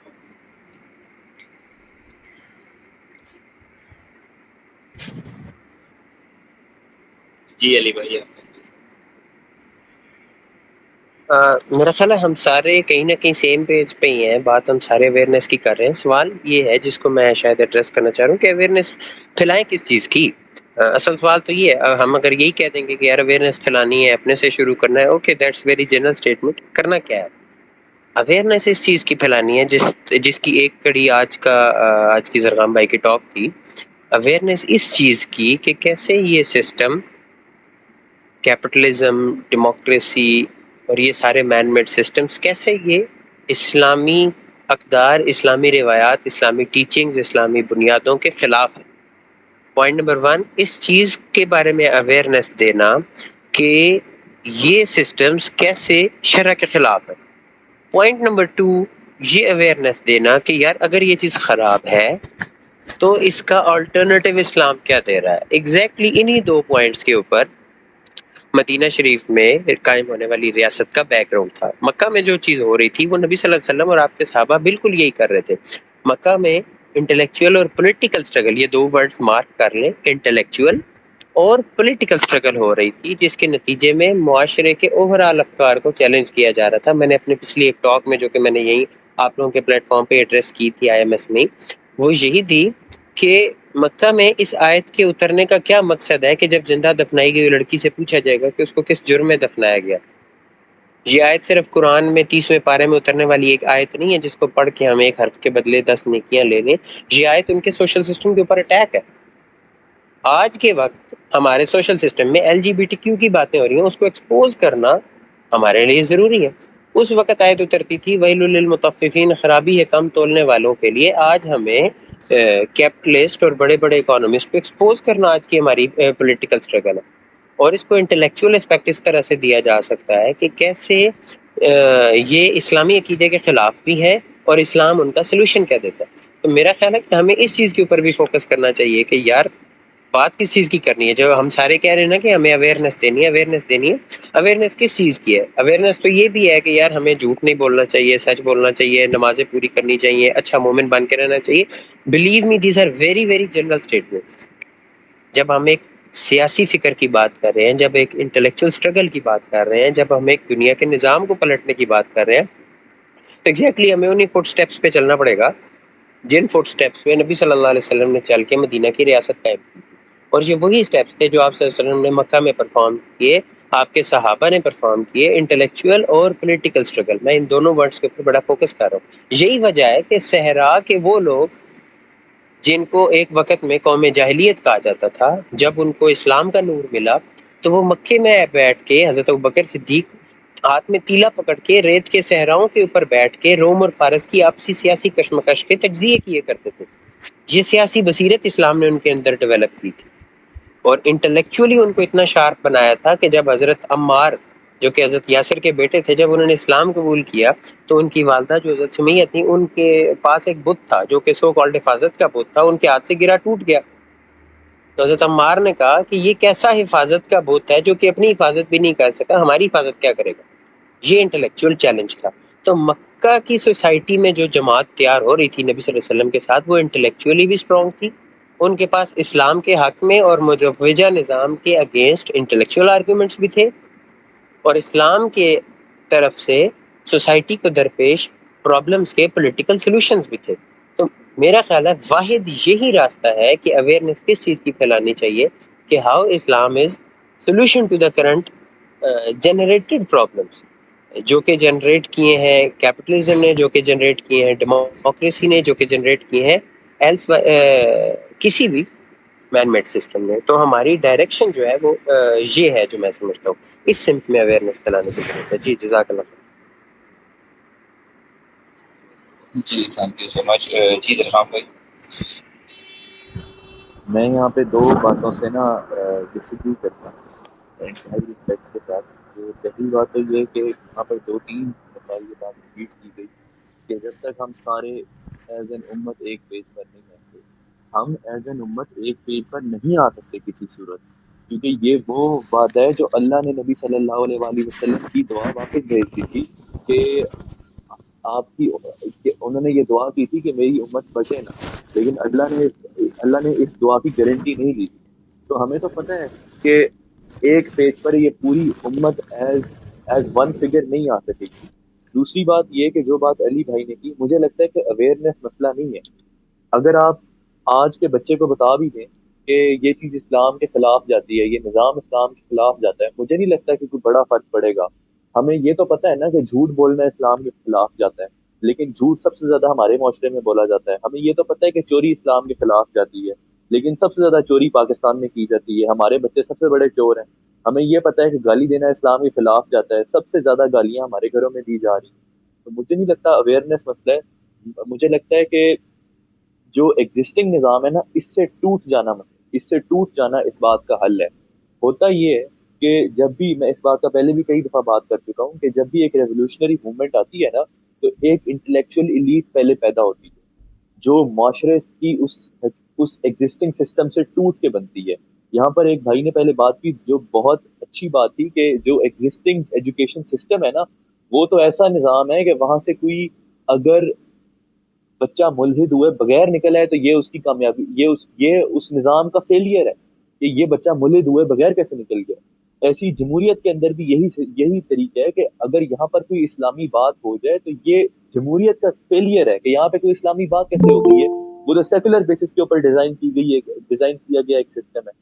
جب تک آپ بچے کو ان دو نظاموں سے توڑ کے الگ ایک انٹلیکچوئل ایبلٹی نہیں دیں گے کہ وہ خود سوچ سکے کہ بھائی یہ ٹھیک ہے یہ غلط ہے. 30 بچہ تیار ہو جائے نا انٹلیکچوئل وارفیئر کے اوپر، وہ لیول 3 کے اوپر پہنچ جائے، تو یہ باقی کا 30 کروڑ بچہ آٹومیٹکلی اس کے انڈر آ جائے گا کہ بھائی ٹھیک ہے ہمیں تم لیڈ کرو. خلافت کیوں سپریم طریقہ ہے لوگوں کو گورن کرنے کا؟ وہ اسی لیے کیونکہ وہ ہیومن پرنسپلز، جو ہیومن بیہیویئر کے پرنسپلز ہیں، ان کے اوپر پورا من و عن ٹھیک بیٹھتا ہے. اور وہ یہی ہے کہ کچھ انٹلیکچوئل ایلیٹ اوپر بیٹھی ہو جو فیصلے کر رہی ہو اللہ کے بھیجے گئے قانون کے مطابق. وہ انٹلیکچوئل ایلیٹ پیدا ہونی، وہ یہی 30 لوگ ہوں گے، 20 لوگ ہوں گے، 5 لوگ ہوں گے، 50 لوگ ہوں گے جو یہاں سے اٹھ کے جائیں گے، باقی تو فالوورز ہوتے ہیں. تو انٹلیکچولی آپ سب کو اویئر بھی نہیں کر سکتے، سب ایک پیج پر بھی نہیں آ سکتے. 20-30 بندہ اٹھے گا جو اٹھ کے اسلام نافذ کر دے گا.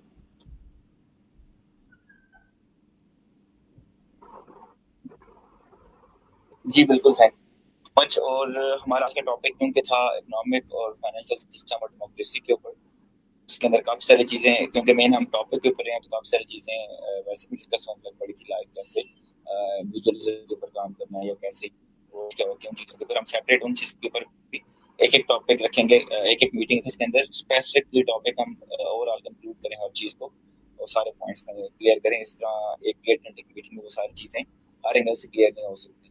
تو انشاءاللہ گوئنگ فارورڈ ہر چیز کو ہم پلان کریں گے اور ڈے بائی ڈے لے کے چلیں گے. Thank you so much for your time. اور کسی کا کوئی ایڈیشنل کوشچن یا کمنٹ ہو تو بتا دیں، ادروائز ہم میٹنگ